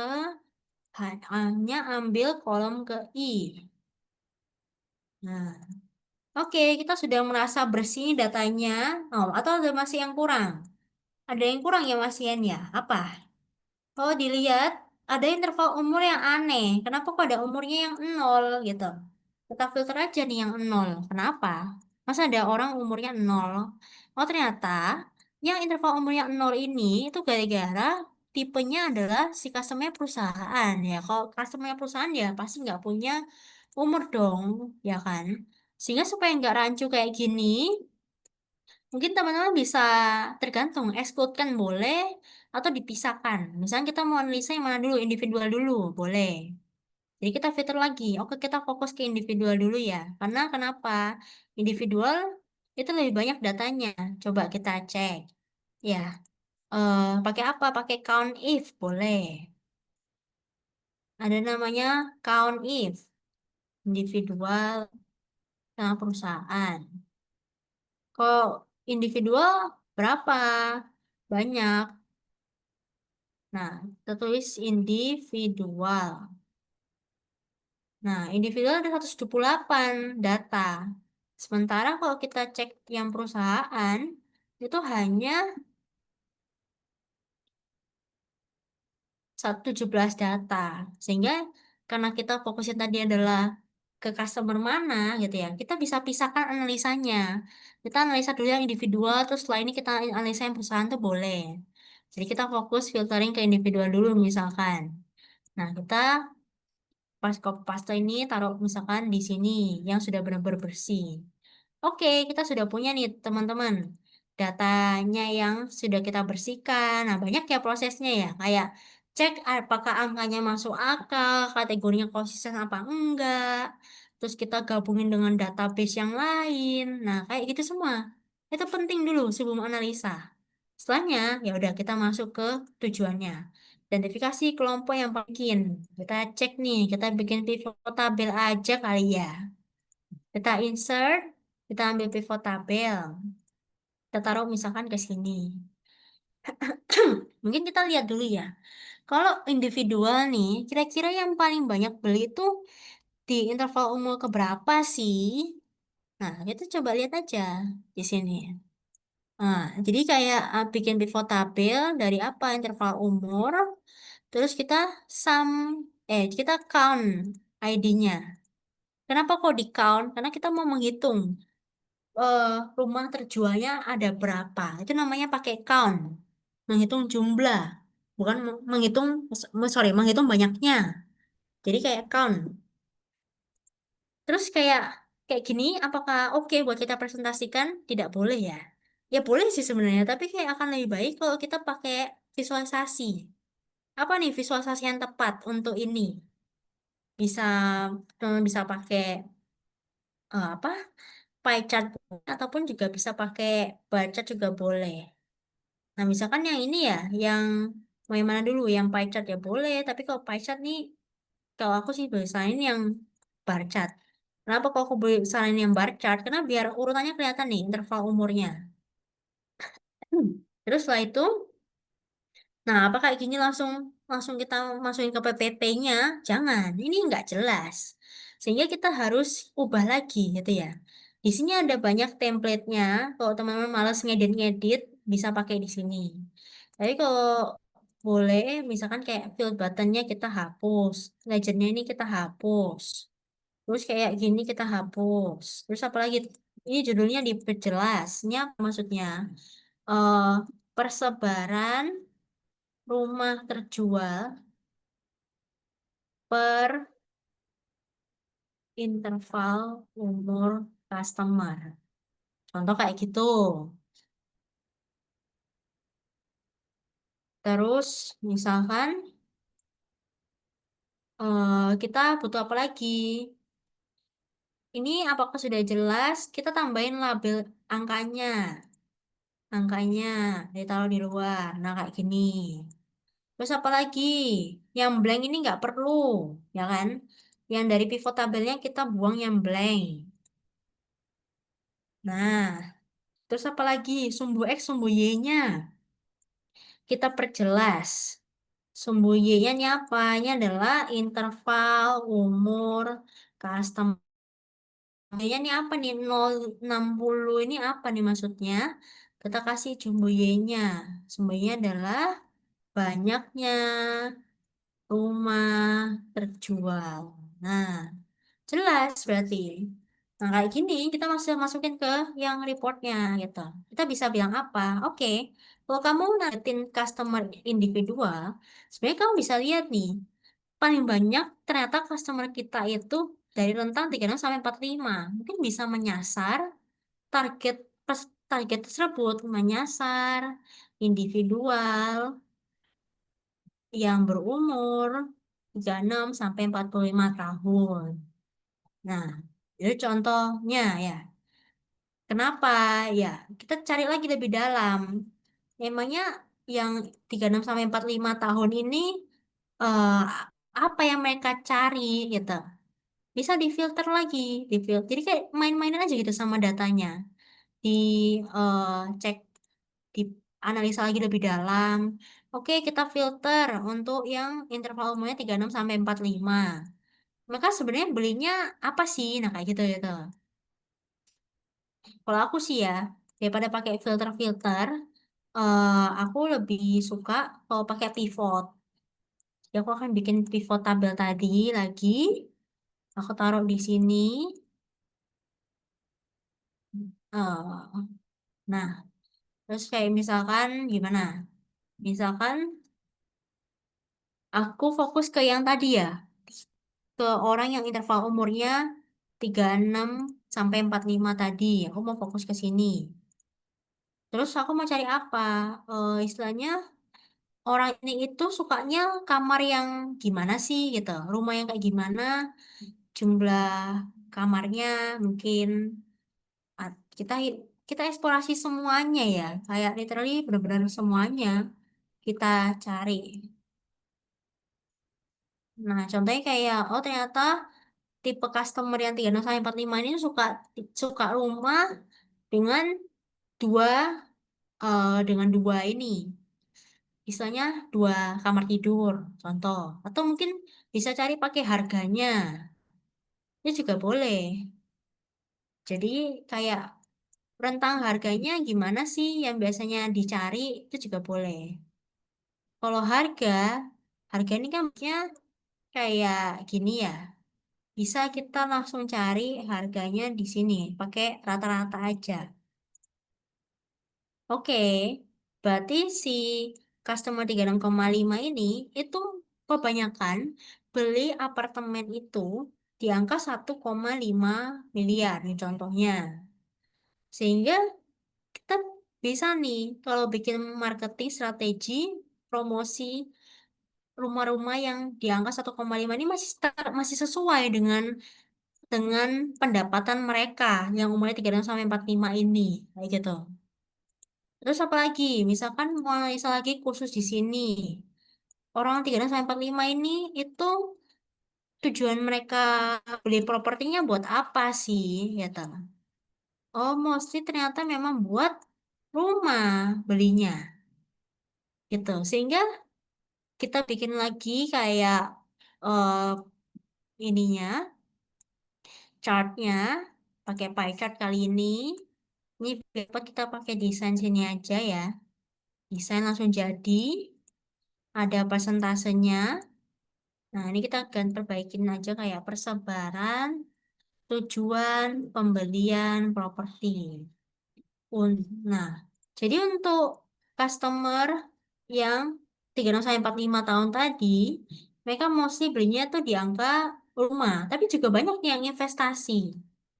Nah, teman bisa kayak masukin aja gitu di sini, kayak istilahnya apa ya, kayak oret-oretannya, kumpulan analisanya, gitu. Kita masukin semua di sini. Jadi analisa tuh bisa mendalam kayak gini, udah paham nih, satu paling banyaknya ini, terus dianalisa lagi. Orang 36 sampai 45 tahun gimana polanya mereka beli. Nah, itu namanya analisa mendalam. Jadi ke dalam, ke bawah. Ini contohnya kayak gini. Jadi kalian bisa rekomendasiin kayak punya marketing bisa menyasar ke individual 35 tahun dengan rata-rata harga apartemen tadi di angka 1,5 miliar. Jadi kalau misalnya ada yang angkanya 2, sekian, mereka jarang, ya kurang tertarik dan sebagainya gitu ya. Terus dengan 65% khusus untuk tujuan untuk pembelian rumah pribadi. Ya, jadi marketing nanti akan ditargetkan ke kata-kata kayak eh mau punya rumah idaman, nah kayak gitu. Marketingnya akan berfokus ke rumah, tempat tinggal, keluarga, nah kayak gitu. Kita sediain aja angka-angka ini. Nanti tim marketing yang akan bikin konsepnya gimana gitu teman-teman. Ini adalah analisa kalau mau analisa yang mendalam. Analisa ke dalam gitu ya. Kalau misalkan lebih dalam lagi nanti bisa dicari lagi. Tapi juga bisa analisanya general. Misalkan apa? Cari tahu penjualan kita saat ini itu ada di kota mana sih? Mungkin kita punya kota nih ya. Kita bikin pivot tabel lagi aja. Nah, di sini. Paling banyak dari kota mana sih? Kota fix tadi kita udah perbaikin sehingga kita bisa pakai datanya. Terus kita bisa istilahnya count aja.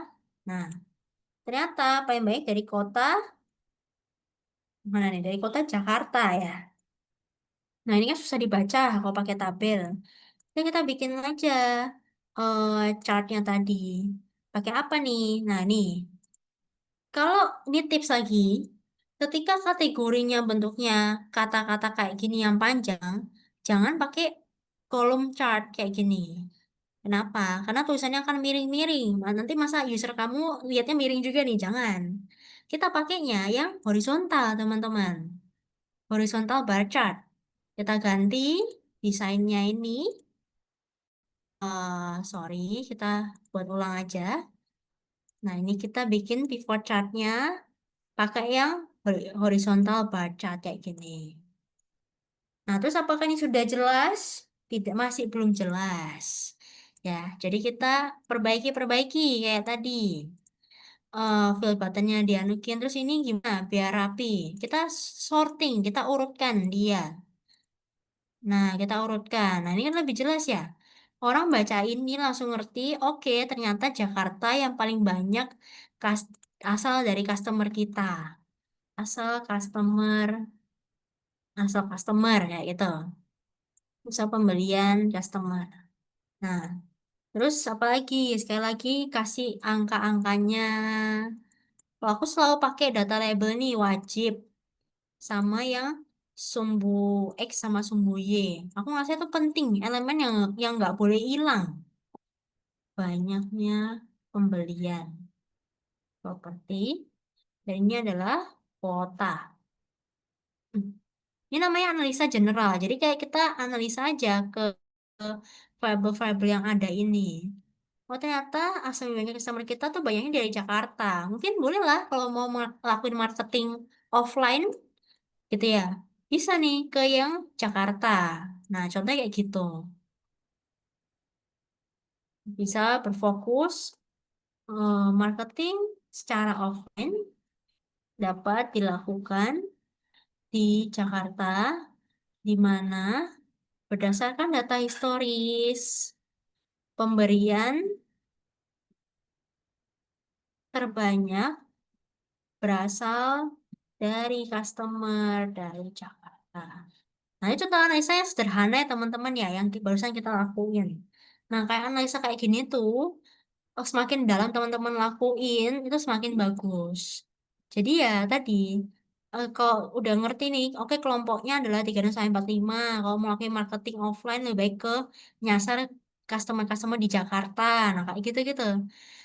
Ini semua kan kita bikin rapi di PPT atau di laporan.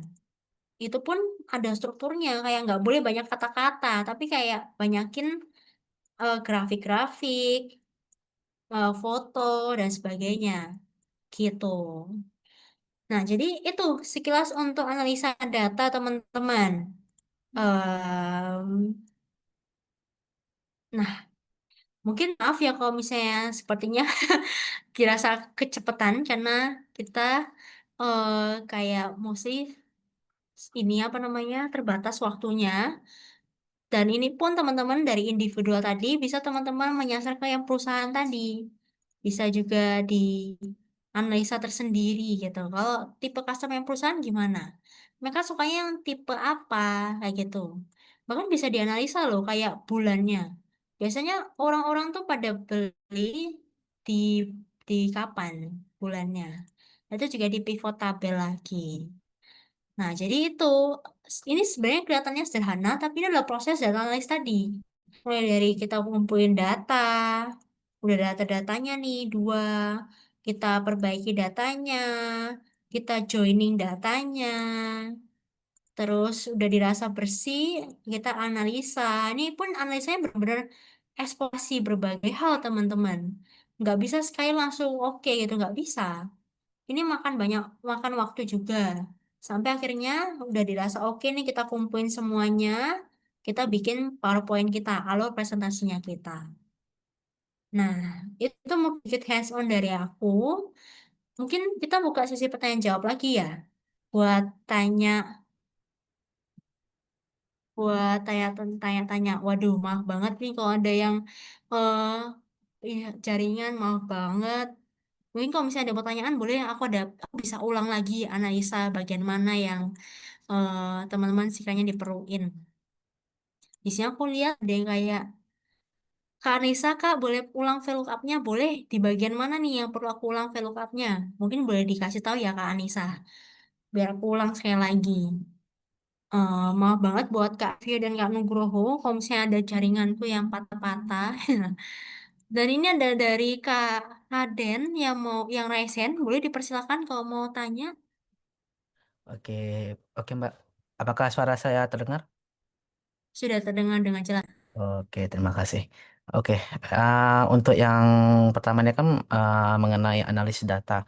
Analisis data kan kalau menurut saya kan itu cukup besar, apalagi kalau di Excel kan bisa sampai ribuan data tuh.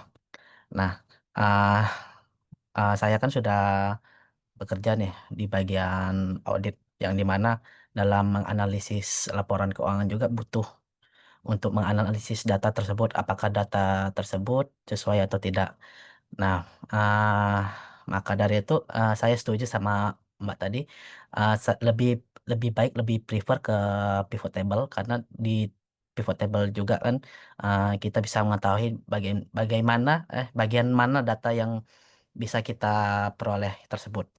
Nah, jadi dalam pertanyaan saya itu saya saya itu pernah membeli suatu produk yang dimana produk tersebut membuat keuangan pribadi kayak gitu Mbak, keuangan pribadi yang dimana saya lihat rumus-rumusnya itu kayaknya rumusnya itu lebih prefer ke arah rumus Excel di combine sama rumus yang ada di codingan kayak gitu. Itu lebih seperti apa ya Mbak, kayak oh mereka buat kayak ini, oh kok bisa kayak gini gitu. Terima kasih Mbak. Oke, baik. Mungkin aku konfirmasi dulu ya buat pertanyaannya dari Kak Nugroho. Jadi kayak gimana cara kita eh, membuat analisa yang bisa mengkombinasikan antara Excel sama codingannya. Apakah seperti itu benar, Kak Nugroho? Atau mungkin bisa dikoreksi pertanyaannya? Eh, gimana? Saya Mbak ya. Iya, oh iya Kak Raden, sorry Kak Raden. Gimana? Ya, ya Maaf benar-benar, banget. benar, Pak. Iya benar, oke, oke. Jadi eh kita punya analisa dari Excel, terus kita juga punya analisa dari codingan. Kalau menurut aku ya, hal-hal analisa deskriptif yang sederhana itu bisa sih dipakai langsung ke Excel. Jadi jangan lakuin hal yang sama lagi di codingan. Jadi analisa sederhana kayak deskriptif, terus kayak visualisasi sederhana, kayak lookup datanya, lihat-lihat datanya gitu ya. Itu bisa pakai si Excel tadi. Jadi biar nggak overlap. Kalau yang codingan tadi, ini kan codingan jauh lebih jago ya, jauh lebih bagus. Ini maka buat untuk model-model yang kompleks, misalkan kayak mau apa, mau ngelakuin forecasting, contoh, mau ngelakuin regresi, tapi sebenarnya di Excel pun juga bisa buat regresi tadi ya kan. Jadi data analisis terus juga bisa ngeregresiin. Tapi di sini pun dia juga terbatas. Regresi doang, nggak bisa uji asumsi. Sehingga mungkin di codingan sekarang aja langsung di codingannya, bikin regresi plus uji asumsi. Jadi kalau aku boleh bilang ya Kak, DSL ini aku biasanya di kerjaanku sekarang hanya untuk deskriptif sederhana. Sama lihat-lihat datanya kayak gini. Ya lihat-lihat datanya, oh ini ada yang kosong dan sebagainya. Ketika udah untuk analisa statistik yang perlu gitu ya. Kadang tuh aku pindah ke codingan. Kayak di Python tuh aku lebih banyak bisa ngelakuin banyak hal. Regresi tambah uji asumsi tambah visualisasi kayak gitu. Jadi biar nggak overlap, ya biar nggak yang satu ngerjain ini, yang di sini juga sama ngerjain yang sama. Itu kan makan waktu juga. Jadi kok gitu. Terus supaya kegabung gitu gimana? Kok ya kalau aku sendiri sih habis dari sini kayak ini ada datanya kan. Kadang kita kayak masukin aja gitu ke suatu ruang kayak misalnya di sini sheet tersendiri gitu. Kumpulan analisa kayak gitu ya. Dimasukin ke sini. Terus misalkan hasil dari Python-nya dimasukin juga ke sini kayak di screenshot dulu, kayak baru bikin alurnya gitu dan sebagainya. Jadi kayak kita cari-cari aja gitu hasil-hasilnya dulu, terus kita dapetin temuan-temuannya, lalu kita akan ambil mana yang paling sesuai, terus kita rangkai presentasinya. Jadi gitu kalau dari aku Kak. Tadi sorry, dari Kak siapa, maaf, Raden ya. Iya, Mbak. Kira-kira menjawab nggak ya? Sudah cukup sih, Mbak. Tapi kayak kayak wow gitu kalau kalau lihat combination dari Excel sama codingan kayak itu. Jadi kayak di buah kalau di sebuah sistem itu kan jadi kayak terkomputerisasi kan. Jadi lebih kompleks kayak gitu. Kalau untuk dalam menganalisis datanya. Oh iya, bener sih. Jadi kalau memang yang di codingan tuh pasti jauh lebih kompleks dan kadang kayak jauh lebih ya terkomputerisasi, kayak tersistemisasi kayak gitu. Nah, balik lagi, kayak udah ada hasil dari codingannya, jangan langsung teman-teman screenshot outputnya gitu ya. Jangan dimasukin ke PPT-nya. Yang penting-penting aja, misalnya model regresinya, teman-teman tahu dapat model regresinya itu adalah Y sama dengan 50 tambah 6,3 X ya gitu. Kita nggak perlu gitu hal ini. Yang mereka perlu adalah eh, apa gitu insight bisnisnya. Ini artinya misalkan X itu Y adalah profit gitu ya. X itu adalah biaya promosi. Maka kita bisa bilang kalau setiap misalkan apa?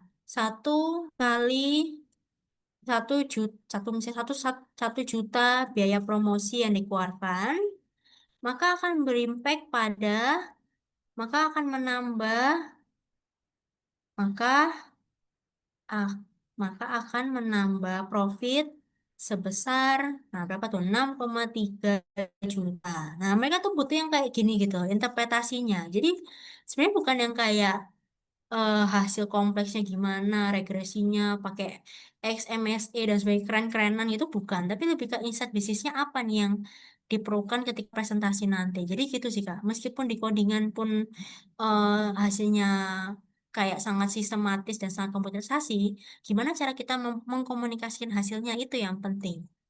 Mungkin gitu Kak. Kalau bisa bisa aku jawab ya Kak Raden. Semoga menjawab. Terima kasih, Mbak. Sama-sama.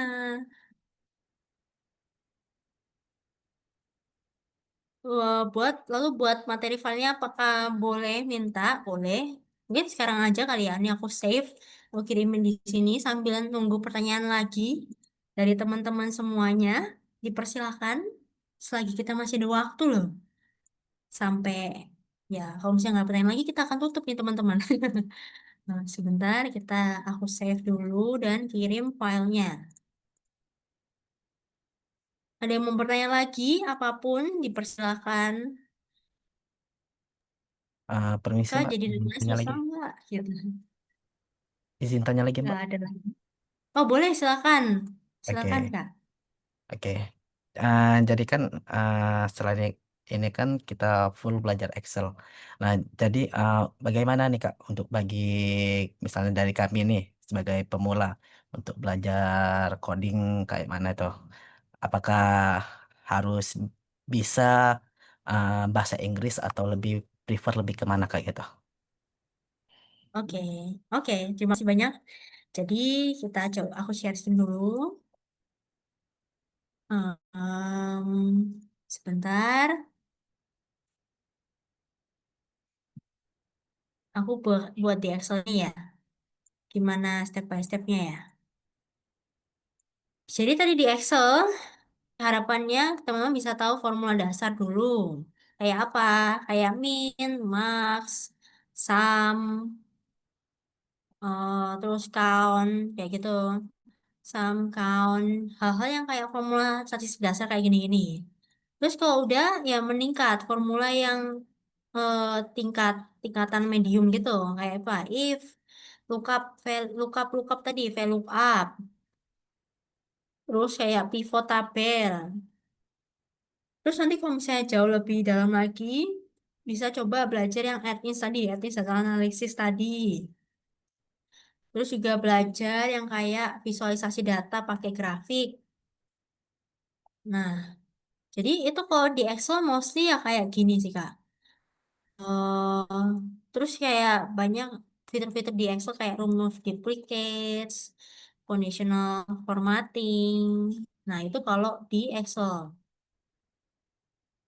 Terus, kalau di codingan, bisa bisa sampai mana di coding Python. Nah, ini luas ya. Kayak mungkin basic-basic Python dulu deh. Kayak tipe-tipe datanya, gimana, apa itu integer, float, dan sebagainya. Terus gimana baca data pakai pandas, gimana manipulasi data pakai group by, dan sebagainya. Bahkan sampai bikin visualisasinya. Ya, tapi ini juga kayak jangan banyak makan waktu ya. Karena sekarang pun ya teman-teman kayak tanya ChatGPT gitu. Buatkan saya, tolong saya meminta program Python untuk bikin visualisasi ini. Jadi gitu. Jadi kayak untuk basic codingannya itu kuasai yang secukupnya aja ya. Karena yang penting bukan seberapa jago ngodingnya, tapi seberapa jago critical analisisnya. Itu yang bisa aku bilang. Kemudian apakah skill bahasa Inggris tetap dibutuhin? Ya, kalau menurut aku yang namanya itu istilahnya pembuka pembuka opportunity kita ya. Semakin banyak teman-teman punya skill ini itu, maka akan terbanyak terbuka aksesnya. Kalau teman punya skill bahasa Inggris ya bisa mungkin bisa kayak overseas tadi WFH, klien-klien dari luar negeri. Bahkan sekarang aja, ini aku pernah interview di suatu startup. Mereka punya atasan mereka tuh langsung dari India, dari Singapura. Sehingga gimana cara kita komunikasi ke mereka? Ya pakai Inggris. Di kerjaanku sekarang ini, aku punya konsultan dari luar negeri. Sehingga aku pas mau presentasi hasil analisa aku pakai bahasa Inggris. Ya kita Inggrisnya pakai yang conversational gitu loh. Kayak I understand, you understand, oke enough. Nah kayak gitu. Jadi ya mulai dari sekarang belajar skill bahasanya juga pasti ada manfaatnya kok. Nah, jadi kayak kalau dari aku kayak mungkin pas sudah jenuh belajar Excel, teknikal-teknikal kayak gini, disisipin belajar bahasa Inggris. Atau misalkan pas teman-teman nonton Netflix, coba belajar yang pakai subtitlenya bahasa Inggris, ya kayak gitu-gitu lah. Melibatkan Inggris ke dalam kehidupannya kita. Nah, kayak gitu. Jadi, itu sih menurutku. Kira-kira menjawab buat tadi.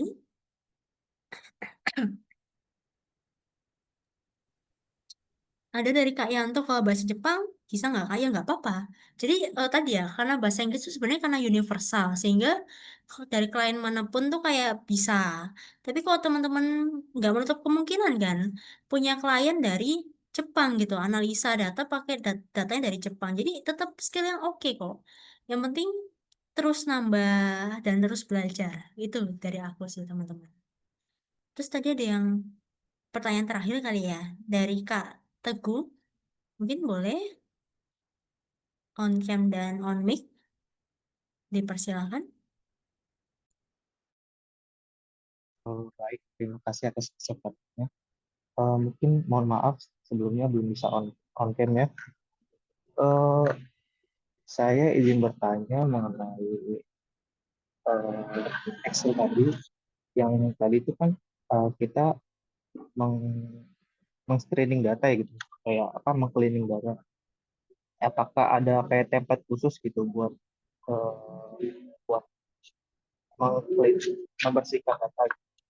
Terus pertanyaan kedua mungkin dari pengalaman kakak nih ya sebagai data analis itu di saat ada revisi itu biasanya revisi apa sih? Soalnya kan kita kan udah menganalisis data dengan sebaik-baiknya gitu kan.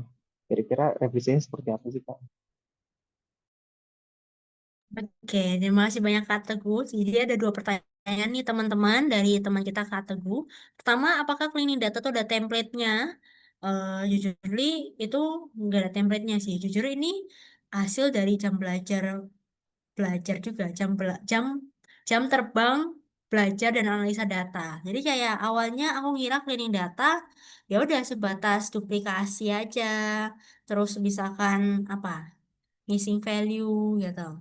Ternyata sambil berjalannya waktu aku analisa data, aku kayak mulai ngerti, oh ternyata aku juga harus ngecek konsistensi dari kategori. Terus habis itu aku harus ngecek juga apakah angkanya yang di sana masuk akal atau enggak gitu. Terus kayak banyak sih sebenarnya eksplorasinya ini. Bahkan apalagi misalkan tergantung kasusnya apa ya. Misalkan apakah nilainya valid atau enggak gitu. Misalkan kayak teman-teman analisa tentang umur gitu. Masa ada orang yang umurnya 200 kan nggak mungkin. Jadi kayak itu jadi proses screening data juga. Terus apa lagi ya? Misalkan ya ini kalau datanya yang rapi ya terstruktur ya. Kalau datanya bentuknya teks itu bisa lebih kompleks lagi loh. Data teks sih misalkan kayak kan ada orang ngetik review kayak aksesnya bagus banget gitu ya. Terus pakai emoticon senyum ya kan. Ting gitu. Terus ada jempol-jempol. Nah, kayak gitu-gitu emoticon itu perlu kita hapus dari data-data kita. Nah, itu belajar sendiri namanya regex cleaning data. Nah, ini kayak jujur kalau aku boleh sendiri ini nggak ada template-nya. Mostly memang kayak gini. Tapi ketika punya data baru lagi, itu bisa beda lagi apa yang dibersihkan gitu. Jadi kayak sambil berjalannya waktu mungkin nanti akan ngerti-ngerti sendiri. Kok gini harus gimana dan sebagainya. Mostly ini sih yang dikerjakan di clean data. Lalu kalau revisi, kira-kira revisinya bakalan seperti apa? Banyak sih. Ketika jujur, ketika awal-awal aku jadi data analis, real, ini aku harus ngulang teman-teman. Ngulang analisaku. Karena kenapa? Ya tadi, aku miss di bagian apa sih end goal-nya sebenarnya yang dimau sama userku. Gitu. Maunya apa? Oh ternyata si user tuh maunya ini gitu. Kenapa aku ngasih hasil analisaku yang keren ini, yang kompleks ini, tapi ternyata nggak ngejawab pertanyaan user. Sehingga aku harus ngulang. Itu pernah terjadi. Tapi juga bisa revisinya tuh revisi yang minor. Misalkan apa? eh Standarisasi nama, standarisasi kategorinya. Kayak aku tulis kategorinya tuh A, B, C gitu ya.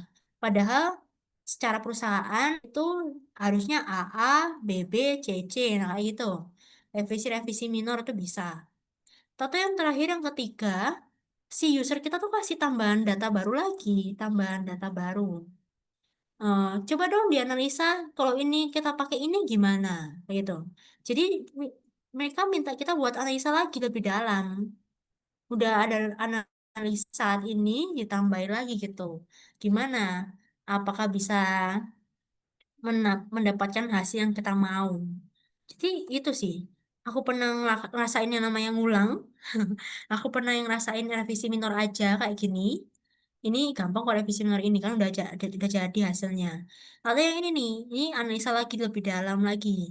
Dapat data baru, dapat ini atau yang empat ya, ada revisi major tapi nggak yang sebanyak ulang data.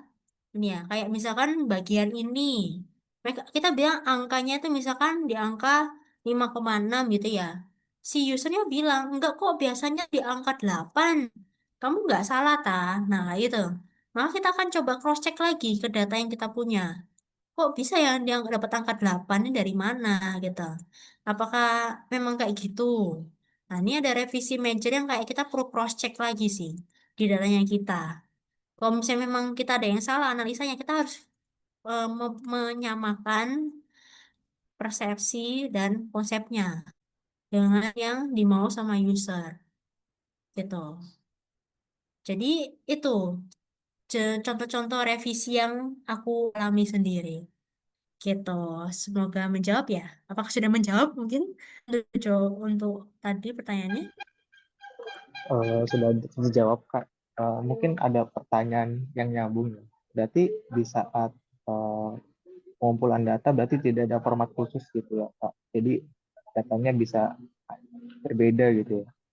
Terus yang kedua, berarti setiap topik data itu berbeda-beda ya, Kak. Apakah sama aja gitu? Oke, terima kasih banyak nih buat pertanyaan lanjutannya. Jadi ya benar, aku sendiri jadi seorang data analis. Meskipun perusahaanku di bidang logistik, aku pernah ngerasain yang namanya project analisa untuk eh, reviewnya customer. Tapi aku sekarang ini dipindah kayak analisanya ke bagian equipment, kayak ke kapal dan sebagainya. Tapi aku juga pernah proyeknya di analisanya itu untuk harga penjualan. Kita lebih baik pakai harga berapa. Terus kita juga, nah kayak gini, jadi kayak kadang bisa ke customer, kadang bisa ke operation, kadang bisa ke pricing.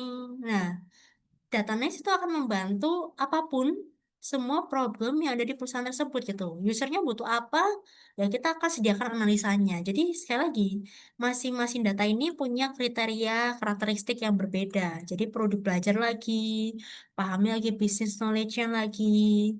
Makanya itu disesuaikan lagi. Yang datanya pasti berbeda dan sebagainya. Gitu jadi untuk jawabannya. Oke, terima kasih, Kak. Sudah menjawab. Oke. Nah, mungkin itu aja teman-teman buat malam hari ini. Semoga sudah mulai terbuka ya. Kayak, oke, database ini menarik nih. Mungkin kompleks, tapi buat teman-teman yang berkarya di bidang data, tentunya ini akan jadi peluang yang bagus karena sekarang udah di era digital, AI dan sebagainya. Perbanyak skill, mulai dari sekarang belajar, persiapin apapun yang teman-teman mau, yang teman-teman kerja ya, kayak tadi Excel, Power BI, Python dan sebagainya. Dan semoga teman-teman bisa mencapai karya yang teman-teman inginkan. Mungkin itu aja dari aku. Semoga hari ini membantu dan bermanfaat buat teman-teman semuanya. Aku kembalikan lagi ke moderator. Terima kasih.